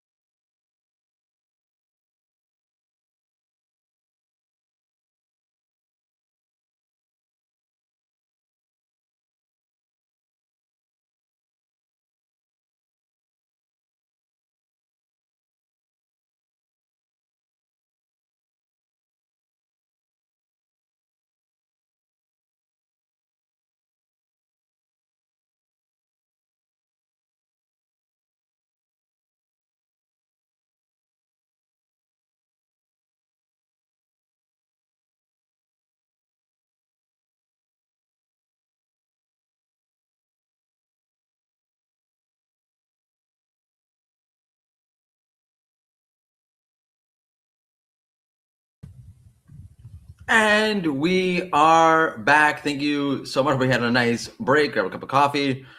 If it's morning for you, I apologize. It's early. That coffee does help. We're going to get into the next session, which I am stoked about. Before we do, take out your phones again. It's QR code time. Also, link in the chat, but QR codes, again, way more fun. I'm going to give you a moment. I'm going to talk a lot because there's 2 QR codes to scan. One, get your free trial of SE ranking, first QR code on your left. And now get your QR code on the right, which is your free trial of Plannable. I'll pause so you can do the QR coding. 2, 3, 4. All right, the link's in the chat. That brings us to one of the best questions I've seen in a long time. If discovery is everywhere, why isn't your brand strategy? Here is he who needs no introduction, the founder of SparkToro and I'll get it. Alert Mouse. I can talk. It's Rand Fishkin. Oh.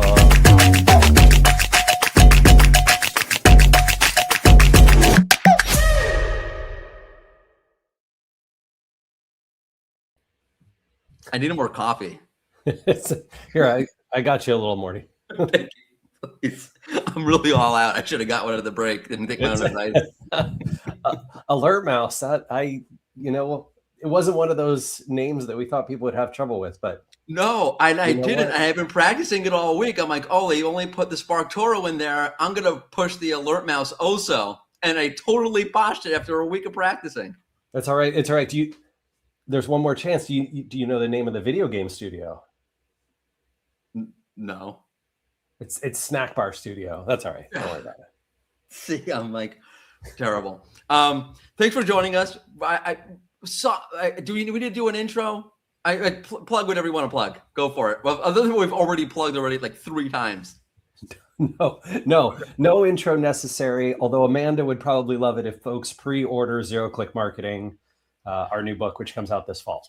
That's awesome. I saw that. That's super cool. So I have a really important question for you. And I'm gonna literally waste time on this, which is ridiculous. But I see you do a lot of videos on LinkedIn. I love your videos on LinkedIn. I've noticed you've been wearing ties in your videos.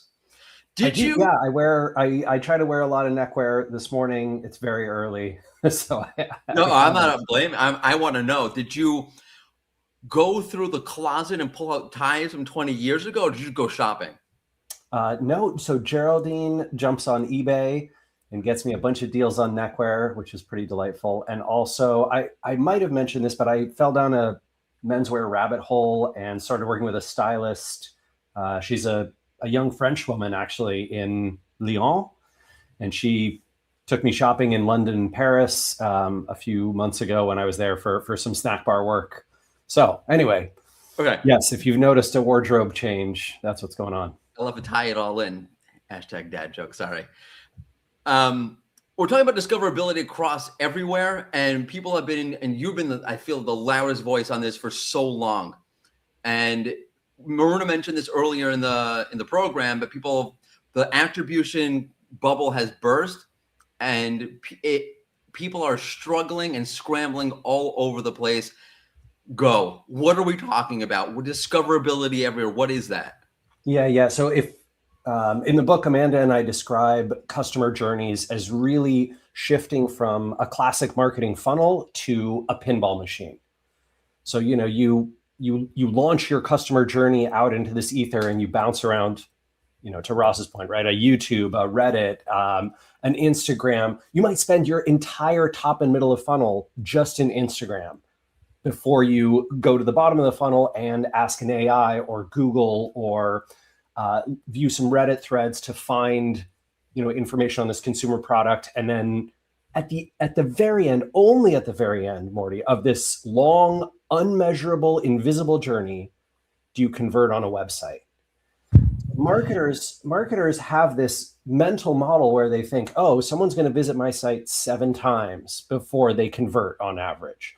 Or, hey, I know that they're going to see my ads here and I'm going to be able to track this click there. And I'll know that they did this search on Google here. And I'll know that they saw my, meta ads over here.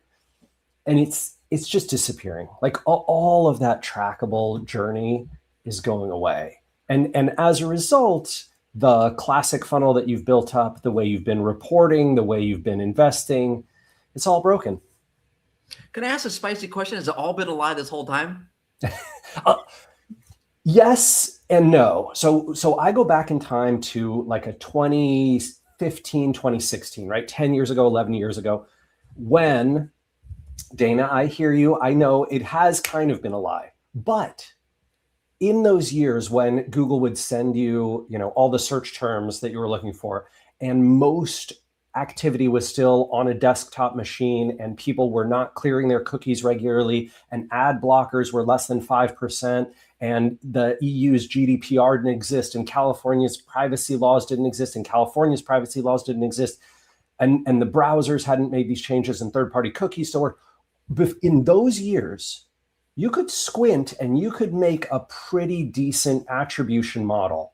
And I think the problem is that's when marketers and more importantly, execs and CFOs and CEOs and CMOs got trained that they could build and rely on these attribution models. And ever since then, as the web has been chipping away and big tech has been chipping away at what's possible to measure, there's still this mentality of it's digital marketing. I should be able to prove it.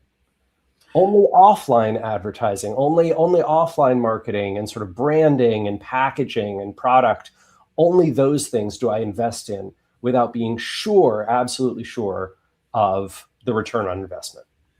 I want to kind of go off script on this because I know if you're listening, you're watching this, you want like an actionable insight. But what I find so intriguing about you is your mentality. And that's why I enjoy listening and watching you. How do you get out of that mindset and change and shift? It doesn't seem, how many people do you know in life have actually changed mindset? Yeah. So, I mean, the ability to change your mind is a superpower, right? Like I was wrong. I admit I was wrong. I have to do this all the time, Morty. Like I spent 17 years of my Moz career, right? Telling people don't build your home on rented land, own everything on your website. Your website should be the home and you drive all the traffic there. And now I have to stand up on stage and be like, well, that was wrong. You should not do that anymore, right? Like don't do that. That's crazy. People are just not visiting websites the way they used to. So I think that's a superpower. But the biggest thing that I have found that's helpful is, well, first off, this is marketers' job.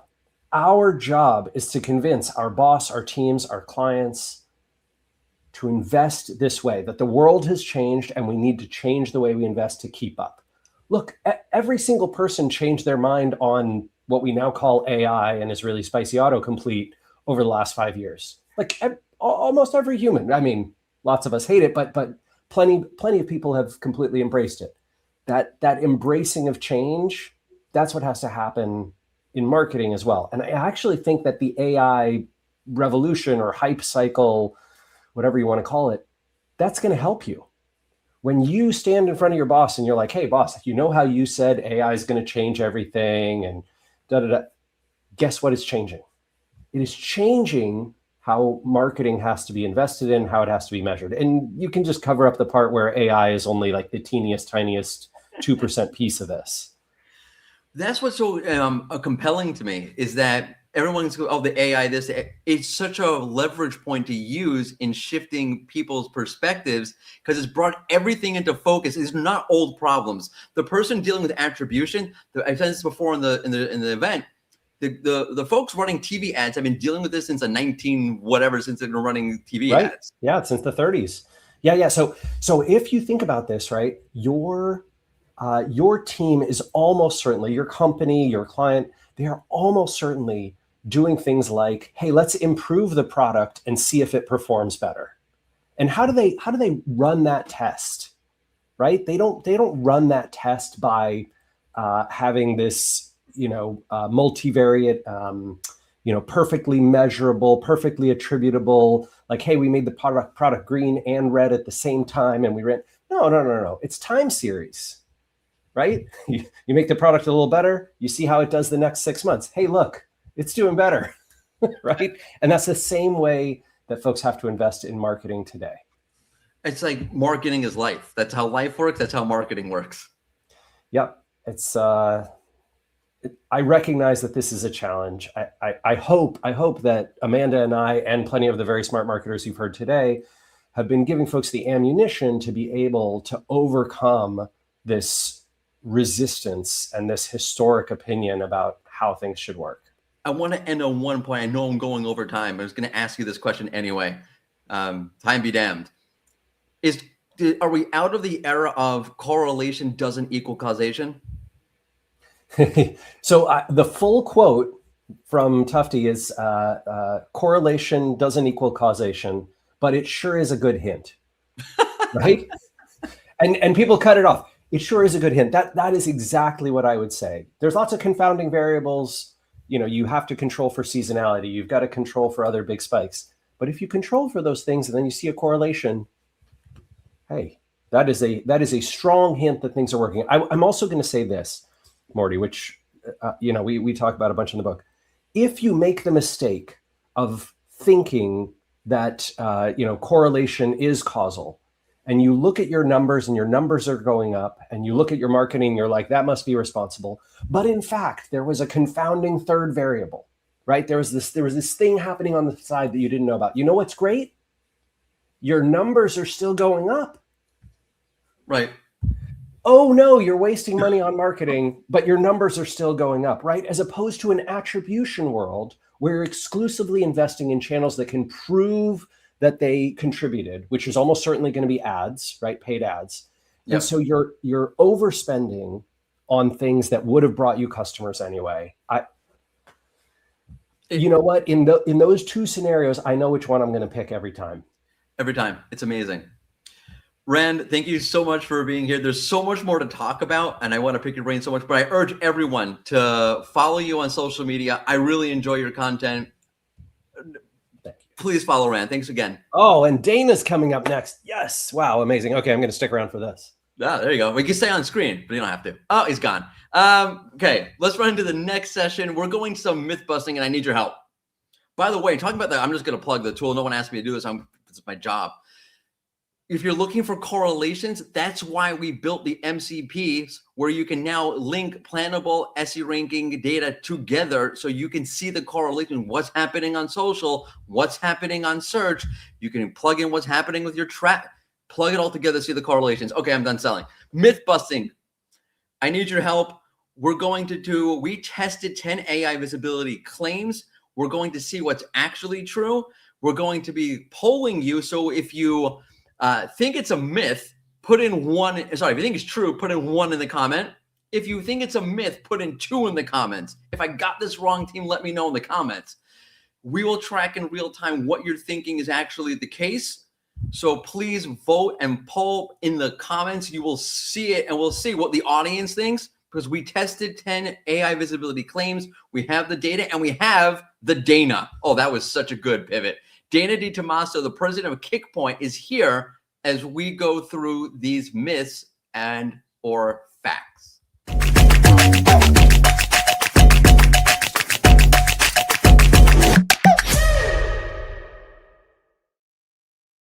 First off, I'm patting myself on the back for that transition. That was not planned. Also, hi, Bogdan. Hi there. Welcome to the show. Please pitch Kickpoint. Yeah, we are a digital marketing agency. What? That's so unusual here. But what I also want to talk about is the project I have on the side, which is called Analytics Playbook. And on Analytics Playbook, I publish lots and lots of content. And one of my recent posts is that we are not data accountants. And I really encourage everyone watching today to take that to heart. We are not data accountants. You know who the accountants are? The actual accountants. Huh. So all of this talk about, directional signals that I talked about in the chat and what Rand was talking about with attribution, absolutely. Exact numbers are gone. They've never really been there. And directional is the way to go. So I do recommend checking that out. Absolutely. We have a special announcement coming with you, Donna, soon, but I'm not going to spoil it. Pay attention. Bogdan, pitch SE ranking. Best SEO platform in the world with visibility recently added to that. Hey, everyone's got a pitch. That's the same story I'm telling for the last 10 years, each conference and everywhere in each room. So, I mean, you guys, majority of people I assume familiar with us. So we have strong muscles in SEO, and recently joined the AI play. We have a strong fleet of functionality that's supporting you on that. And we're have quite a muscle in terms of researchers conducting them regularly, chunking data into smaller stuff and into looking for correlations and looking to the signals that hold up on a scale. We constantly share them through our blog, social media. So keep follow us to find out our findings. To get our findings. Sorry. Okay, let's do this. We have a bunch of Bogdan, you are like a data wizard. Donna, you're a data wizard. Rand was an actual wizard at one point.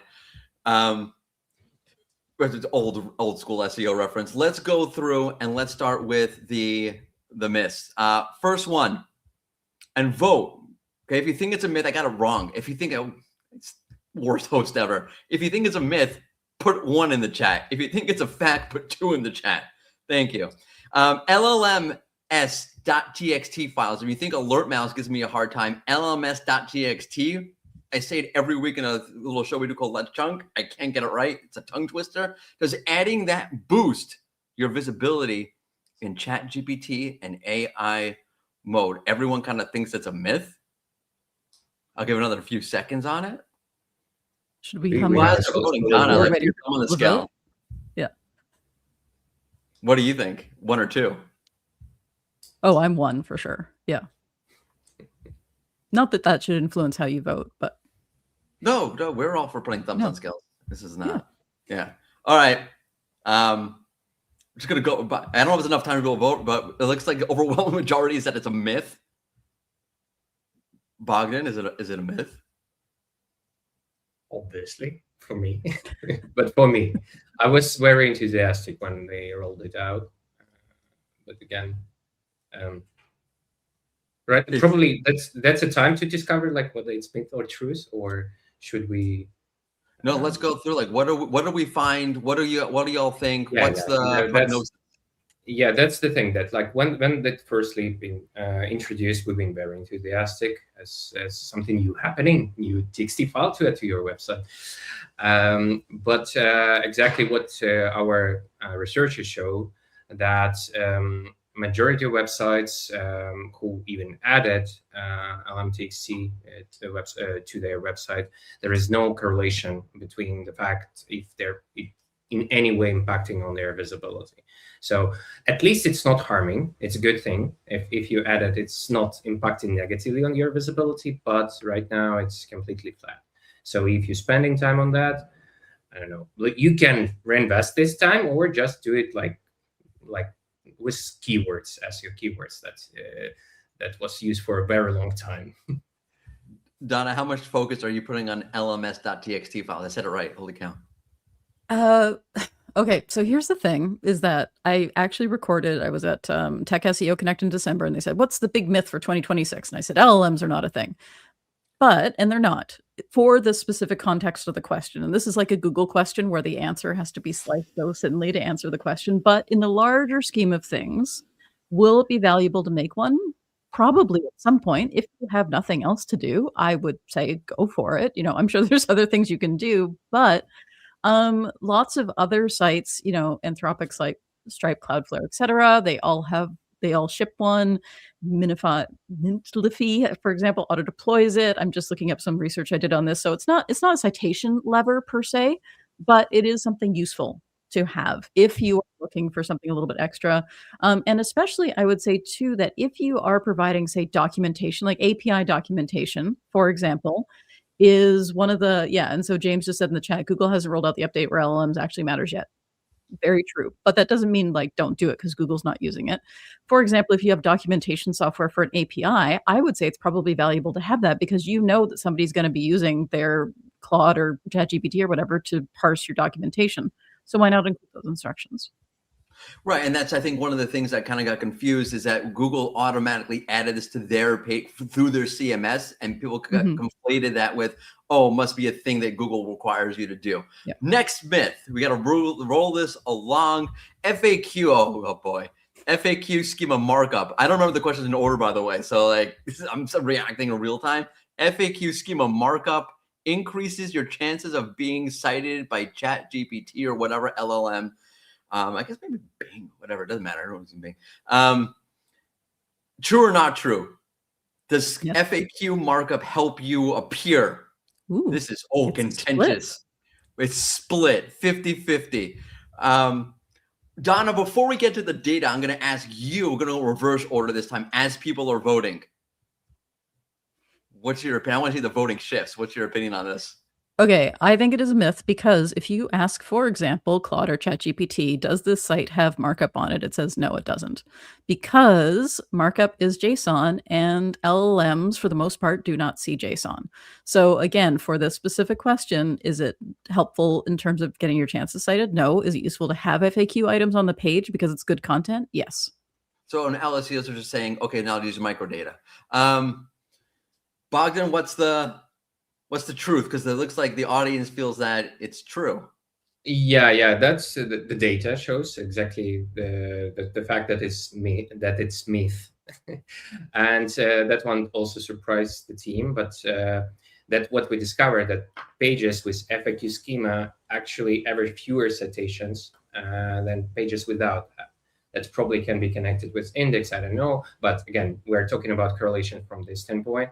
And what's really works better is real FAQ sections inside the content by itself with genuine questions and answers that are really useful. Yeah, and that's interesting, by the way. One is Google stopped supporting FAQ markup for rich results, but that doesn't mean you shouldn't use it, and it's not helpful for other reasons. Like same thing as lms.txt files. There's a lot of reasons to do something. Number 3. What is myth number 3? Someone asked about Squarespace, asked me about Wix. I don't know about Squarespace. Number 3, top organic ranking drive AI citations. So a causational relationship. If you organically rank well, that means you will now do better in AI citations. One impacts the other directly. Myth or fact?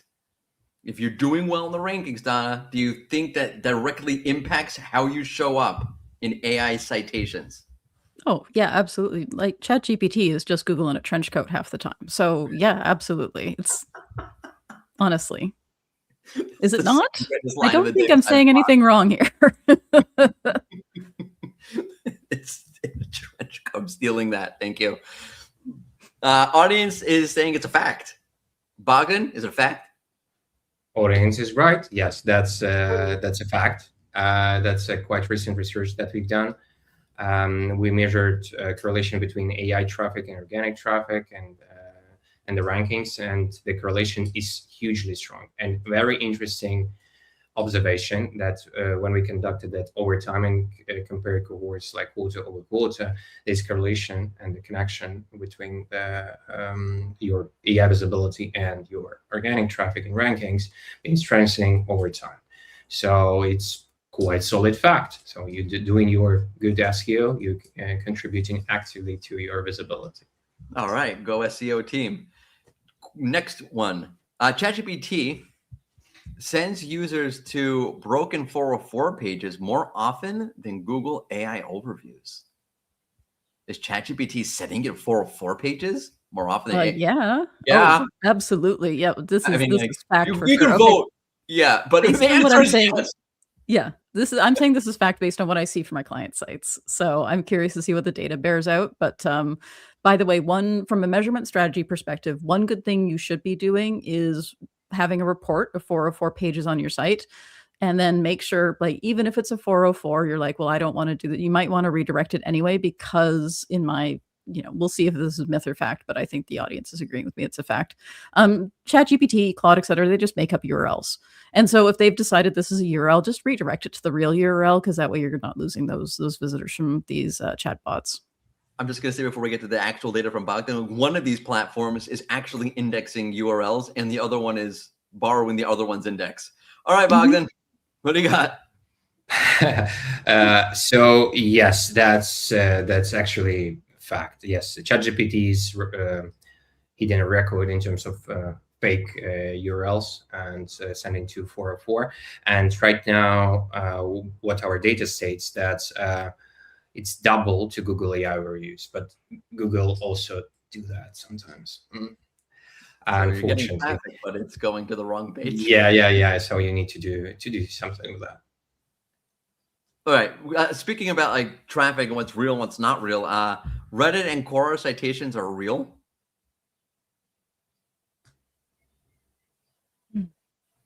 Okay. No. Fact. Yeah, both. Oh. I think it depends. Which is, I know, classic SEO answer. You can take the girl out of SEO, but you can't take the SEO out of the girl. So it's.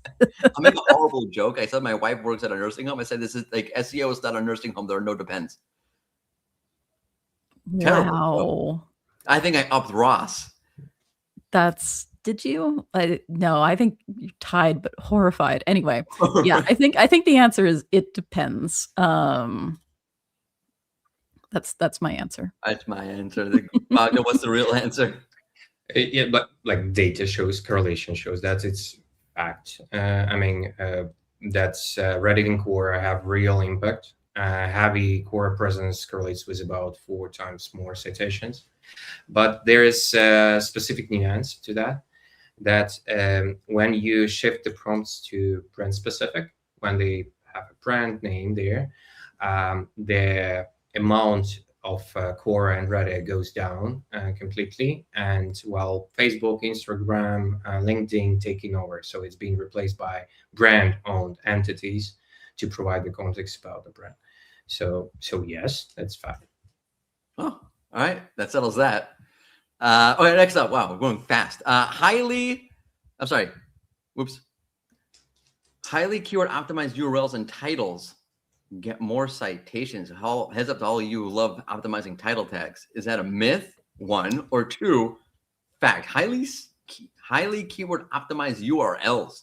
Donna. I really hope it's a myth because, like, what is this? 2003? Come on, no. Exact match. Sometimes with lazy LLMs, it can be a fact. I mean, when they not even get into your page, they just scraping your URL. Oh, that's a great point. That's true. Sometimes it will make up. They're like, oh, this is obviously about this. That's a good point. Wow, we forgot about the AI hallucination part about that. That's a good point. All right, then what's the data? So the data say that it's myth. Yes, according to our research data. Thank goodness. Topic clear URLs have a much higher rate, while keyword stuffed URLs drop like 2 times lower. So same pattern holds for titles also. And it's like AI not rewarding over optimization. Let's hope that is forever. Oh man! So how are you going to optimizing the title tags now 4 million times? Also a spicy take. Okay, fresh content nearly doubles citation rate. Keep it fresh. I'd say this is probably a fact, but of course, you actually have to like change the content. You can't just slap a new date on it. Whoa! I already changed all of my dates for 2028. You're so ahead of the curve. Yeah, congratulations. What was the site that did this? I think it was weightlifting.com, and they changed. I'll say this while people are voting. And they changed all their posts were like refreshed every single week, and nothing actually changed on the post, and they got nailed by it. I remember this from years ago. I'm pretty sure it was weightlifting.com. If anyone remembers, feel free to leave a note in the comments. I'm watching, but yeah, I'm pretty sure that it's a fact. But you have to change the actual content. You can't just like slap a new date on it. Technically Google's guidelines, but yeah, I mean, follows that. Yeah, right? Sometimes it can work in some very, very non-popular niches when there is no other content.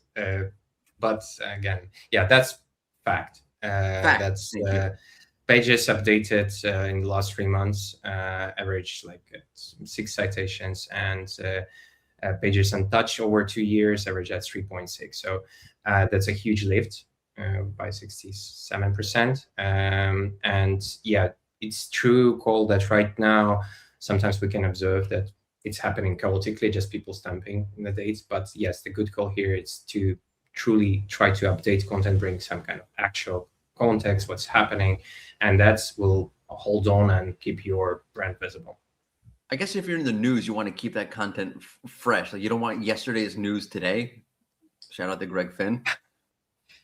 Maybe some fact today, like it's sunny today, so it's always sunny in Philadelphia.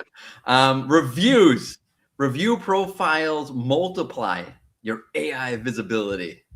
Myth? Oh, fact. I'm going to say fact for this one. No question. I mean, I did start out in local SEO back in the day. We used to call these citations, review profiles, and now they're back as citations, but it's a different kind of citation just to make it extra confusing. So yeah, I'm going to say fact for sure.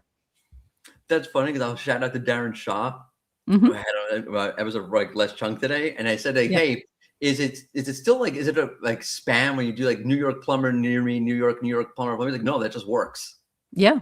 Yeah, I would say local SEO is SEO stuck in like 10 years ago, always. Just being kind.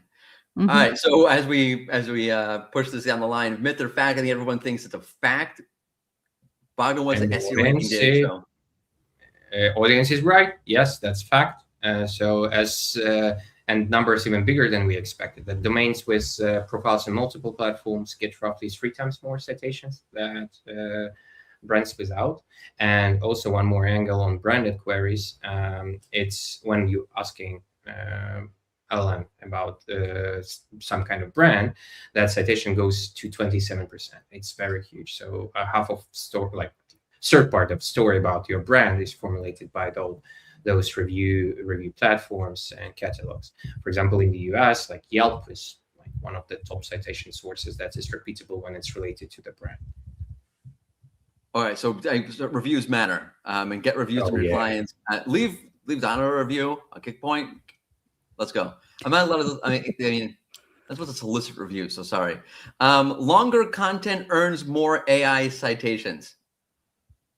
Longer content earns more AI citations. I think it depends on what you mean by like what's the length we're talking about here. I actually did a study for my own analytics playbook website, and I looked at word count and engagement, like in terms of conversions specifically. And I found that for myself, if I went over 4,000 words, it dropped off, but the sweet spot was somewhere between 1,500 and 3,000 words. So maybe the answer is yes, but. I love that word count's back in focus. I know, but it's like, remember when it was like 300 words, it has to be at least for Google to rank. Remember that? Yeah. This golden rule of 300 words. I mean, I've been doing this for too long that I know all these old things that happened. How long have you been SEO for? Like 1 to 2 years or just way too long? 26 years. Yep. Way too long. Way too long. Bogdan, what's the data say? So it's fact, yes. Probably to sweet spots, it's also holds up. So like articles beyond 1.9 k of 1900 keywords are getting double citations versus short articles. But again, there will be threshold where you will be cut off. We don't have a specific angle on that. But as we mentioned, that LLM sits on the top of SEO, traditional SEO. So everything that holds up for index holds up here also. I just first of all want to say, like, shout out to Bogdan. How do you remember all these? Like, I can't remember. I don't remember what question number I had to ask in the chat. Like, is this number 9 or number 10? So shout out to you for remembering all these numbers for real. AI search results are stable. Ha! I'm sorry. Myth. Yeah, 100%. There's no way I quit if this is a fact. No, that's it. My 26 years, this will be my last year in SEO if this is a fact. So I'm willing to. If everyone just vote 1. No, someone voted 2. Sorry. Someone voted 2. I think it must have been a mistake. Like you delete. It was 1 is for a myth. I mean, I guess some cases. Wait, I don't take that back. Some cases it probably is stable if you're seeing like for your particular thing, like they stable, but maybe from different angles. So, in fact, that myth, that's yes, they're not stable. Yes, in our testing, only 35% of domains repeated against across the same prompt. But the thing is that the more your brand is present across the search results and domains mentioned, so yes, you will be more stably represented there, but the answer will be always different because it's nature of LLMs, how they work. Yeah. Maybe it will be time to count money and they will do pre-index of answers and stuff, constantly generating the new one. But right now it works like that. Yeah, that's why I think too directionally is the way to go. Like this whole idea of applying the concepts of rank tracking to AI tools is not, that's not how it works. So the idea is directionally. Are you being mentioned more times? Maybe the answer isn't exactly the same. Maybe the queries aren't the same, but just generally, how aware is that LLM of you? And then that's how you measure success, not specific counts, but directionally. Yeah, I've said this on social media, and I say this: we working at SE Ranking, where we track prompts. Mhm. If people are telling you to track it like it's rain tracking and not directionally, they're selling you snake oil. Yes, agreed, 1000%. A lot of spicy takes in this session. That's why you Bogdan, invited me, right? Like I love a that's spicy why. take. Yes, That was cool. I feel like more spice is needed, but we're out of questions. So Donna, thank you so much. Bogdan, first off, kudos for like the numbers. I will ever be forever in awe. Thank you. Thank you. It was a Thank you all pleasure. so much for being here. Follow Donna on social media. Follow Bogdan on social media. We are moving into our next and final session, the channel versus the ecosystem. Sounds so dramatic.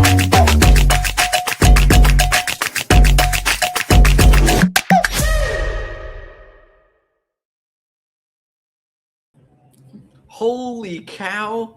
I don't even know. First off, shout out to Crystal Carter wearing that sweatshirt. Thank you. That's awesome. I need one. I don't have one of those. So wow for that. This session is the culmination of everything. We're talking about marketing and strategy and this, that, and whatnot. And now, how do you actually implement that across a team? And multiple panels have brought this up before. It's one thing to talk. You can talk about it, you're blue in the face. But if your team is not structured the right way, there's nothing you can do about it. But there's nothing you can do than be engaged in this session. As Crystal Carter, Ali Berry, and Erica Varanguli are here in one spot. I am, to quote my grandmother, I'm plotting. This is amazing. Thanks for having us. Sure. Thank you very much. Quick intros. Let's go in reverse orders to change things up. Erica, head of Oh, SEO wow. AI search at Riverside. Tell us more. What more is there to say? Hi. First off, thank you. I use Riverside. We use it on the team for our Less Chunk series. And shout out, because Barry Schwartz did not market this the right way today on our show. Thank you for the helping the SEO industry learn more about SEO news with Riverside. It's my pleasure. I would do everything in my power to keep this going for as long as possible. Like, you guys are like the relation I want to see repeating itself every week or as often as possible. So, all right, a Barry very Schwartz, short yeah. intro. I'm the head of SEO and AI search at Riverside. I've been at Riverside a little over 2 years. So just to connect with our topic today, as a title, it would make people think I work on SEO and AI search. That's not what I do. So I'm super excited to talk about like ecosystems and how they all interconnect. Awesome. That's part of the reason why I had you on this panel, because it's not just SEO. Ali, your title is literally not just SEO. Correct. Yep, I'm SEO director and social media director for a company called MarketWise. We have a number of brands under our parent company that sell investing newsletters. So if you're trying to manage your own portfolio, we give stock market recommendations. And yeah, so I manage both our SEO strategy. I also have headed up our digital PR. And then I recently took on the social media team as well. So have my own little organic ecosystem going on here currently. We're going to dive into that in a second. Yeah. Also, Crystal Carter is here. I'm just kidding. Crystal! Let's go. Wow. It's a pleasure to be here at SE Ranking. Crystal, where do you work? What do you do? So I am the head of AI search and SEO communications over at Wix and Wix Studio and Wix Harmony. And I manage a content hub called the AI Search Lab, as well as the SEO. Have you heard of the SEO hub on Wix, Morty? Have you heard of that? Are you familiar? No. What's the when I share it? When I plop the URL into the comments so I can. check it out. I will do. There's some great stuff on there. There's some great content, and there's a fantastic SEO guide written by somebody who's always going on about things. So I'm in charge of AI search and SEO communications there. So I talk about different products that we've got going out. We've got a fantastic partnership with Microsoft for NL Web. We've got we're agentic commerce protocol signatories. We built our own AI search tool. Lots of that sort of stuff, and also I do a monthly webinar, and I'm also a busybody, so I get involved with a lot of the hands-on optimization for our domain as well. Awesome. By the way, there was somebody about the Squarespace in the chats. Get them. Like they were asking. So yeah. In case you haven't noticed, everyone here is not just an SEO background. I wonder if that was an accident or not. No, it was not an accident. So we're talking about breaking out the silo, and I think marketing's biggest challenge next is dealing with the team and breaking the silo. And Ali, I want to start off with you because you literally have broken the silo. You're managing SEO and social. First off, how does that work? What's the synergy between the two teams, and how does that function? Yeah, it's new. I took on this team a couple months ago, but when people are SEO directors, it means different things depending on your organization. So for me, the majority of our SEO efforts are around content. So we put out investing news content based on what's trending each day. So that kind of had a natural fit with social, where we were kind of having some disconnects between the two teams of like, the social team was unaware of like what was coming down the pipeline from my team. And so like they're creating visual assets and things to go with it after the fact. And like by the time they could get everything together, right, we're like pretty late on trends. And so a lot of it kind of does stem from just trying to get all of our ducks in a row, so that as like the social team is aware of like what's coming down the pipeline, we can get everything situated. And so that we can just be faster at posting. But the other piece too is like social can also help our SEO team become more visually appealing, right? Like everyone in this investing space specifically like loves stock images because they're fast. But actually like having more like unique imagery can go a long way. You can actually do well in image search too, yada, yada. So there's like synergies in that. Social helps us be better as a content team. And I feel like social exists to be an amplification, channel for a lot of our content efforts. So like that just made sense. Similarly with digital PR, we're doing like expert commentary where some of our experts in-house are getting quoted in the news. Like that needs to go out on our social. We also do original research studies. Once we get an exclusive with somebody, that needs to go out on our socials. So like we're trying to basically allow our, have our socials representing some of the cool content that's coming out of here. And it's really tough to do that when those teams don't talk enough. So it just kind of made sense with where like our marketing org structure is such that we have kind of a organic lane that I'm the head of, and then we have kind of a paid marketing lane that we have somebody else in charge of, and she and I work really closely together too. But this just made sense to put organic social with all of our other organic efforts. And like we have a few YouTube shows too that also is under the organic umbrella, and then we can create video content for social there too. So that's just kind of like, I got to pitch the idea and I got to take it on and stuff. So like, I feel like that's really unique, but I do think this is going to become more of a thing. I think everyone's starting to like put all of the pieces together. I've been trying to show to like search results, how much social is coming into our social or to our search results now. Like you Google any of our top experts in the company and it's all their social activity that's coming up, their, YouTube presence. And so it's like, we have to be like working together. We want to be optimizing our social accounts too for search, and kind of vice versa. So that's kind of how this came to be. That's amazing. First off, like it's literally breaking the silo. That's kind of that's what we're talking about. Teams are built for channels. Teams were built for channels. That's how marketing works. And that's sort of fading away. And that's an organizational problem. And that's a very hard thing to move. And this is why all the things we set up until now kind of hit a wall. unless you can change the functioning, the structure of the team, how are you supposed to make an impact? So you're literally changing the structure and the functioning of the team.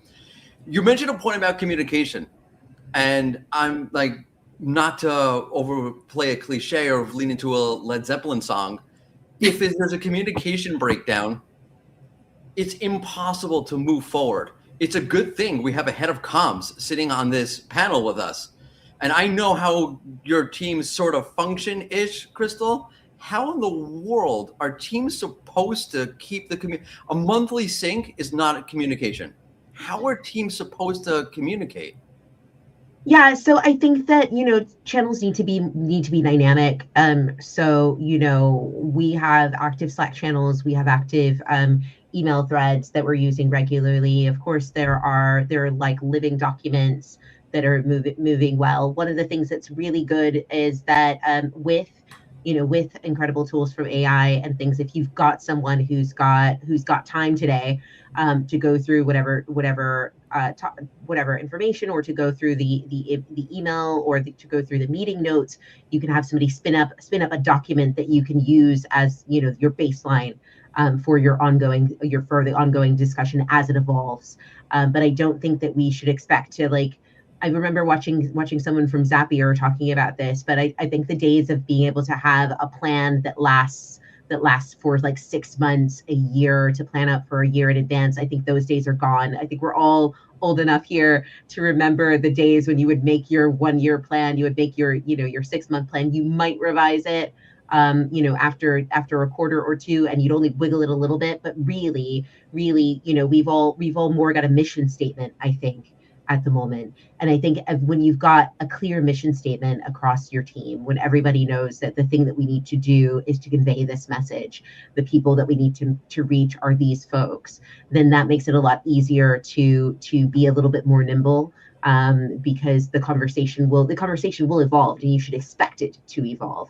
But if you have a general direction of travel, that if you got to take a bus, you take a bus. You got to take a bicycle, you take a bicycle. But that you're all going in the same direction.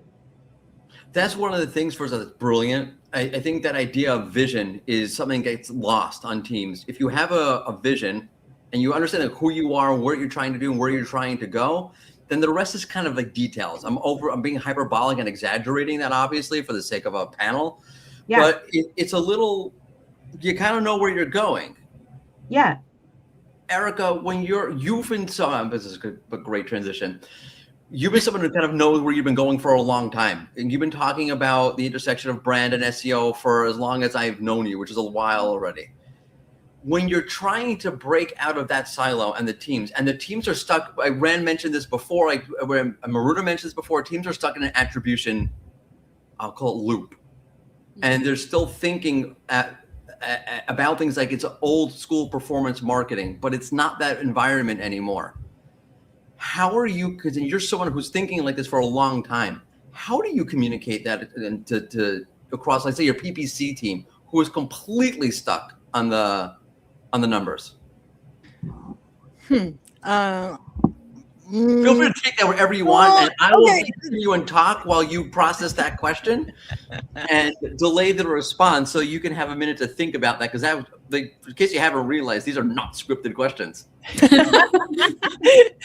No, I'm trying to think of a polite way. Plus, I have this overload of thoughts while Ali and Crystal have been talking, which is because we're quite old, some of us older than others, we have had this experience of actually and actively having to force our way into these discussions and silos, right? So it's nice to say, yes, you get together, you discuss, but we all know sometimes either the imposed speed at which teams have to operate and bring results, or the lack of processes, or the lack of attribution, or anything and everything within that spectrum will not make this work.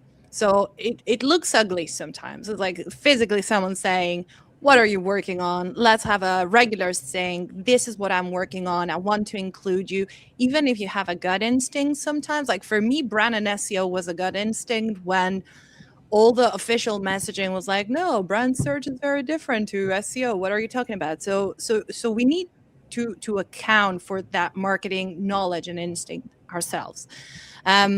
What I would say is that when Ali was talking about the structure in her team and how she got a chance to do it, what I was thinking is, wouldn't it be nice at some point in this decade when we see all these things changing, where we start, instead of thinking of just channels, which I think is very connected to people's specialties and then metrics and attribution, but when we all do our jobs, we think, I hope we think, most of us, in terms of user journeys. So it would be great if our actions and activities, whether it's activation or long-term planning, actually map to that user journey or those user journeys and personas we've identified within the same organization, all of us, right? And then I know that it's not just a matter of like SEO is doing this, paid is doing that, social is doing this. It's like, here are my bets or goals for what I want to achieve in organic search. Here is paid goals and what they want to do. Here's our campaigns. Where do they map? And then you visually see how many times you overlap. Like, it's not possible for someone in SEO to work, let's say, on 5 campaigns that have to do with awareness. Same for paid, but never, ever to work together on something. So I would say, apart from the ugly part, which I don't think we will avoid, there's also an approach that says map things to the user journeys, map them to how you're building your brand, how you're building your growth. And if every channel does that, even in a very siloed organization today, let's say that CMO, that CEO or manager will not go back to their office on Monday and will be able to change everything all of a sudden. Just map your campaigns to the journey and then request or ask others to tell you what they're doing for that stage. And I'm sure you'll find already many things to talk about. Crystal. Yeah, I think that's such a great point, and it's something that the busybody SEO that I am, that I've done on a few occasions, because you can see people coming. Like, if you're looking at the analytics and you can see that lots of people are coming through Facebook or Instagram or whatever, and they're all landing on some page. You can say, like, we can make this page better for that audience because 60% of that audience is coming through to that page. So we should make it Instagram friendly. It's really slow from Instagram. Maybe we should make it faster. Maybe we should move that video below the fold so that it lazy loads, or, whatever it may be. And I think that when you do that, that means that you can anticipate the other people in your team. And then you can say, hey guys, I saw that we've got lots of traffic from Instagram coming through to this page. So I made this adjustment, and this adjustment, and we saw this many conversions come through on your last campaign. And they'll go, that's fantastic. And then next time they'll call you first. And that's something that's really great to see. I'm just here. Ali. Yeah, I mean, I agree with all of that. I don't know if I have a ton. Oh, I thought you had something. My bad. That's a really good point. I think, like, one of the things that comes to my mind is teams just being a little more, what's what I'm looking for, intuitive. And I wonder if we have to. Erica mentioned that. Christian, you're kind of like saying that. I'm doing like my summation listening voice, like old school teacher. If teams are going to take the initiative to realize, like, hey, that's happening here, that means I have to do that. Then everyone's gonna kind of like take their eyes off, like the blinders off, and function without blinders, for lack of. I've been hosting for 2 hours. I don't have any words to say anymore about that. You can't function with those blinders on anymore. I'm curious, like, Ali, you don't like spill the internal tea on this, but I'm curious, like, how does the communication actually happen? Like, what does it actually look like? 'Cause I feel like we talk about it, but you're actually doing it. What the heck does it actually look like? I think it'd be really cool for teams to understand, like, what it looks like in real life. Good question. I feel like org structure is not the most even relevant too, because in the end of the day, as long as the right people do talk, I don't think it matters who reports to whom and whatever. But I guess in terms of like our day-to-day, we have a weekly stand-up with SEO and social combined now. And that I think is pretty cool because like on Mondays, we start with like, here's our trending topics report. And so we basically assign out a bunch of content topics. Our social team is involved in those Slack channels now too. So they can see, here are the things that we're trying to get assigned out to writers, and can start planning. And then we have kind of it's a check-in on like Wednesdays, right? Where we're kind of talking about like the numbers, the status of things. And then like SEO is sharing kind of what's working, what's not, what we want to double down on topic-wise, what we should abandon. And then we also look at social data, what's performing on social. Are there content topics that we should actually be trying to create more content around because it's working on social? Like, what does that look like? Nothing is ever the same by platform. So we're trying to kind of unearth to like what the best routes are per platform. But I mean, in terms of communication, there's, a couple meetings a week. And then I meet with all of the individual people either weekly or biweekly. And I mean, it's all like Slack too is, I feel like, huge, right? We have just like getting everyone in the same channels and actually having the same conversations and looking at the same data. Yeah, I think is kind of key there. And then like my social person is also in my PR channel now with all of our experts. And as like we get placements and stuff, like that goes right to the person that's going to post it. And so like we just have a more streamlined kind of look. And then the next piece of this that I have to figure out too is like, how do I get more of my experts to actually also post on their personal socials too? Like we have the brand side kind of working, and now it's like we need to figure out also the individual side and how do we get everyone aligned in their messaging and making sure that everyone's sharing what they should be sharing. And then we can start like amplifying that with brand accounts too. So I don't know. I don't have all the answers. More. Yeah, I was going to say that's that. actually where we're at. Can I throw a spicy thought out there? Yeah. Curious on the comments on this. Like, no one has this figured out. And if you're sitting here on this and you're watching this event and you're here and you're like, I'm going to get the exact answers. I'm sorry to disappoint you. This is the biggest struggle I feel like in marketing next is how do we deal with the teams? And I don't think anyone has it figured out. And what it sounds like to me is if your team is good and they know how to take the initiative on these sort of things, you'll have an easier time. And if your team doesn't know how to take the initiative on these things, you'll have a harder time. And that just kind of feels like life. Yeah. And I've had to kind of like shepherd some of the collaboration of just like, here are like ways that these things should come together. And so like, if you're focused here and you're focused here, like this should be smoother. You know what I mean? It's a lot of like that, right? And it's so new and people are not, it's very difficult. I just want to say, like, if you're listening or watching this, like my feeling list, like what lands for me as I'm listening to y'all talk about this, it sounds just hard. Yeah.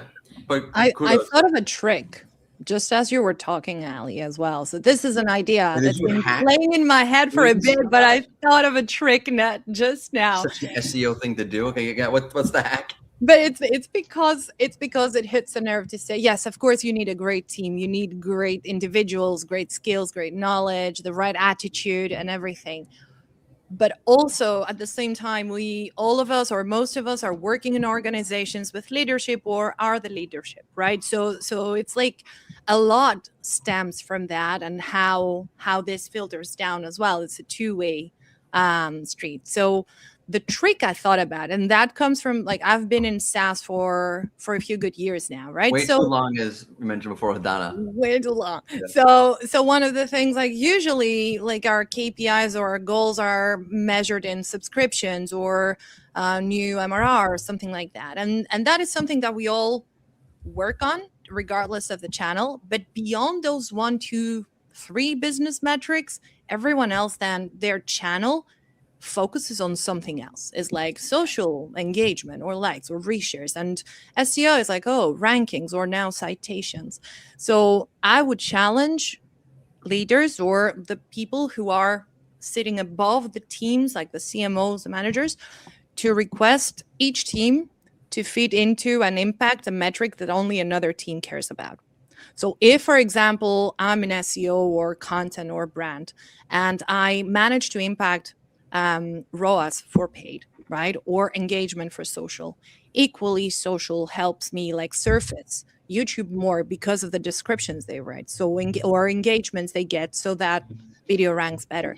Then that is already a gain. And that is something that people can get invested in as well. Like if I'm tasked with like working on a project that involves social and SEO and whoever else, I need to care about more than just the final output, which many times like those metrics were not built for every channel or every activity, right? Like social is usually like, we don't drive a lot of business metrics, so who cares? No, that's not true.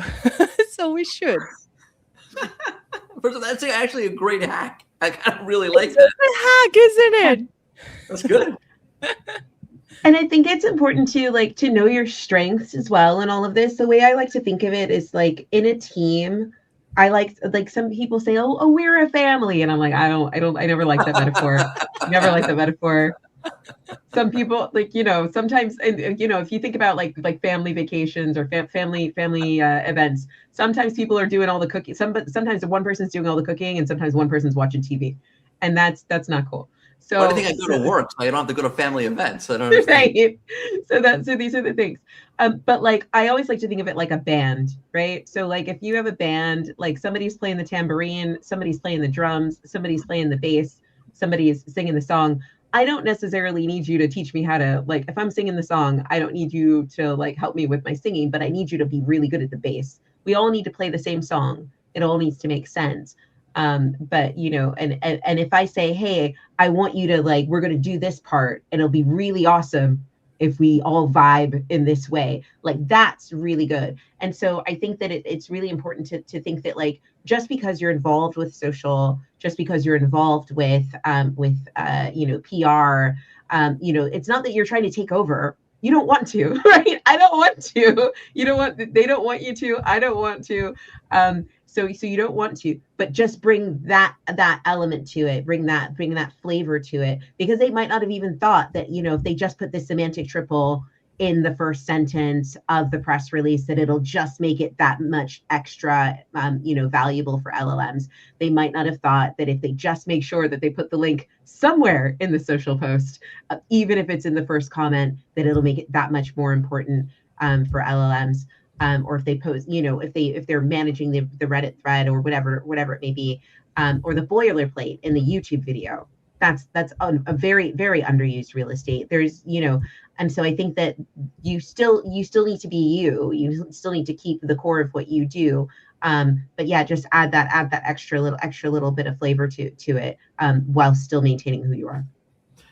That for Allie, if you want to comment, go for it.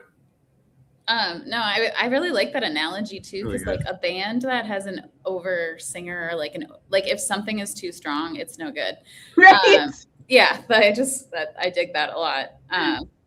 Anyway, but yeah, no, I think I could comment on that, but I'm holding because we're gonna bring Maruna and Bogdan back on in a few moments, and I'm gonna transition to that, and I'm gonna say, if you're listening to this, I have a great question or comment to Maruna in like 10 seconds. And I'm sorry to cut everybody off, but we're out of time. It's the worst transition ever. Thank you. And I just want to say thank you. It was so nice catching up and talking to you all. Lovely to see I you. just enjoyed it. Yeah, thank you so much. Have a great session. Bye. Now we're going to bring Maruna and Bogdan back on for a wrap up. Wow, that was like the most seamless thing. Maruna, I have the most seamless transition. That was like completely seamless. This is going to be completely seamless. You talk a lot about your superpowers, and I love how you talk about everyone has their superpowers. I don't know, you know what I'm talking about, but you mentioned this to me multiple times, and that's your superpower. That sounds very condescending of me. Go ahead. Girl, and it's the highest compliment possible. You have a great point about people having superpowers, and to transition from what Crystal, Erica, and Allie were talking about is, as teams are navigating all of this complexity of breaking the silo and breaking the walls, teams should lean into their superpowers. And each team's superpowers are going to be different. Thoughts? I love that. And I'm going to plan something further to Bogdan when he will take over, because one thing that Bogdan likes is Power Rangers. So this combines very well, because we have superpowers, but we have superpowers working together.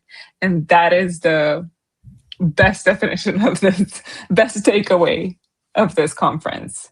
Time out. First of all, that's a great point. Wait, Bogdan, which color Power Ranger? Now I need to know. I don't recall, like yellow one?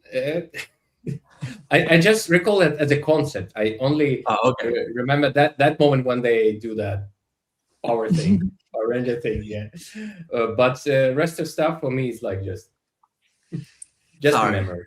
I got caught up on the Power Rangers thing, but it's a great, it's a great point. And Bogdan, where do we go with all of this? Where do we go from here? And what are your thoughts on what we just heard?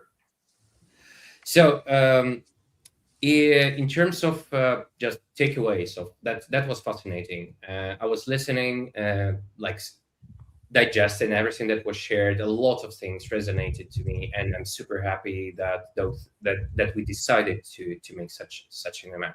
So one of the things as a takeaway for me and probably for the audience is that the brands within AI aren't doing something exotic. They're doing something coordinated. Like your website, your social presence, your community footprint, your review profiles. AI rates all of that as a one story about all of your brand. And the teams that align those signals are shining. The teams that failed are invisible, and when someone's specifically looking for them. Second one, it's stop treating AI visibility as a separate track. It's not a new layer on the top of everything that you've been doing before. It's a reflection how well you how well you're doing already stuff that you're doing and how you're coordinating all of that. And that's probably the shift that is obvious out of this event, and everything else follows. Maruna? Yeah. Well, that sums it up greatly. One thing that kept going through my head listening through all of these sessions is that I was partly on and off in this organizational process. And what I can say is that we didn't control anyone's speech, but they all lined up so perfectly. And we didn't have to over explain or get any super involved with people's content because all of these speakers got it from the start. What the silos are, what the problem is, what the transformation gap between the market and the teams is. And to mention one particular thing is we have to unlearn the old ways of doing things. And I think Rand spoke a bit about this. And yes, hearing everyone talk about this issue kind of tells me that we cannot solve it in isolation. We have to bring all of these rooms together. We have to get them talking, to get the briefs aligned, the content, the SEO, really everything coordinated into one signal, not 4 or a bazillion, as I said in the intro of this conference. And yes, that is something that we think about every day at Planable. The strategy conversation and the tools conversations, those really have to merge and happen at the same time. It is a whole new way of thinking, and it is hard. Like I think, when I was talking to Joe, one of the things that really resonated with me was just the struggle people are having. And I think being able to put voice to the fact that it really is hard and it's not an easy thing. I know we're joking around with Ali and Crystal and Erica. It's super difficult. It's not an easy thing. And I think my takeaway when I was listening to Ali talk about how she's actually going about doing this. And she kept going back to the point of, I don't have all the answers. No one has all the answers. Bogdan might have the answers. He's got tons of data. First of, how do you remember those numbers? Yeah, that's something that I'm also discovering, attending other events related to AI and transformation. There, in the beginning, there were a lot of people who pretended that know how to do that properly. But right now, when you look at those failure stories, you discover that the majority of people done a lot of steps of mistakes and testing and trying. And those who are on the stage right now and sharing their success stories were just not afraid of doing mistakes. Right now, there is no right answer how it's supposed to work, because this is a disruptive technology that is changing the whole world, and we cannot imagine that just we need to pivot a bit. Like, it's changing like our everyday routine, how we work. So it's like would be stupid even to assume that the way how we build our organization, how we build the companies, how we build the process is supposed to stay the same. We cannot pull the new technology over the just old structure. We need to rebuild the structure in order to allow this new machine to shine in our organizations, internally, externally. Yeah, I think one ironic thing is how much that this conference and this conversation is happening externally and internally. Like, I think I had a one-to-one with Bogdan today and a one-to-one with Morty today, in which we literally debated the silos within our own organizations and how we can break them. And so there's no one that understands how hard this actually is more than we do. But a small truth that kind of came out, I think, within the anime session was that the channels have all been bleeding into each other for a while. What's new is that this whole new technology is forcing everyone to face the facts and the reality that these silos they're no longer manageable as they are. They weren't good to get started with, so we should have no nostalgia towards them because they were a flaw by default. It's just now we have to really fix that flaw. And that's a great point. I want to highlight the fact that, like, we're struggling. Like, we did this event. I think it was cathartic for us. This wasn't, and I think one of the things that hit me were just running through the event and knowing all the planning that went in, how it all worked on our side, is that everyone hit on the same theme over and over and over. And I'm telling you, if you're listening and watching, that was not planned. We gave people open space. And I think one thing that resonated with me, I'll tie this in about, I'm curious what you think. When Joe talked about the disconnect between what's happening in Teams and what's happening on LinkedIn in the quote unquote influencer community, they're not the same thing. And I think I'll say, we have to stop. And I feel like, Bogdan, that's one of your superpowers. Is you are super, super good at not getting caught up in that. Thank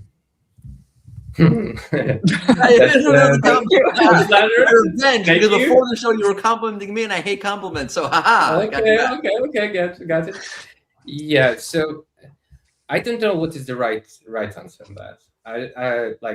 I see how different approaches work. How the people do it in, like, for example, like in baby steps segment. I know how people successfully just dropped people in the water and just picked those that survived.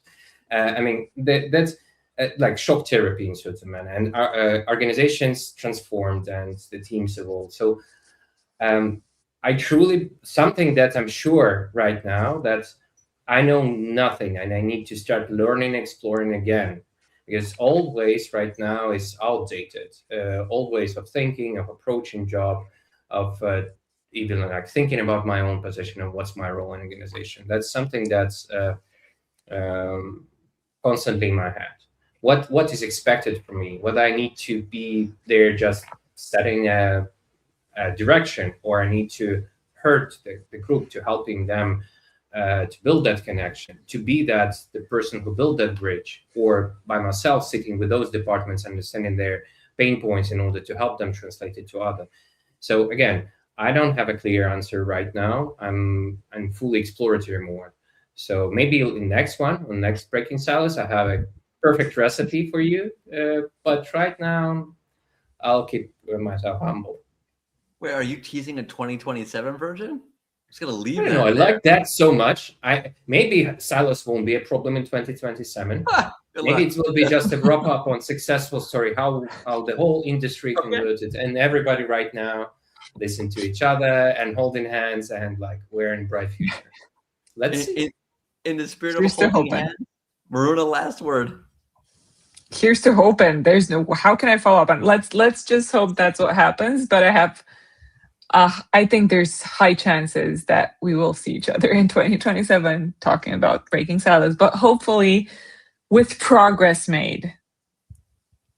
And I think we will. And I think we just need a little bit of patience and grit to get through the whole process. It's not easy. And that is going to do it for our show and event today. Maruna, Bogdan, thank you so much. It was a pleasure hosting with you. And Bogdan, I'm forever going to hold you in awe for the numbers. Thank you. Thanks everyone It for was a watching. pleasure. Thank you. And make sure to follow us on social media. Before, I'm going to do one last tool pitch no one asked me to do.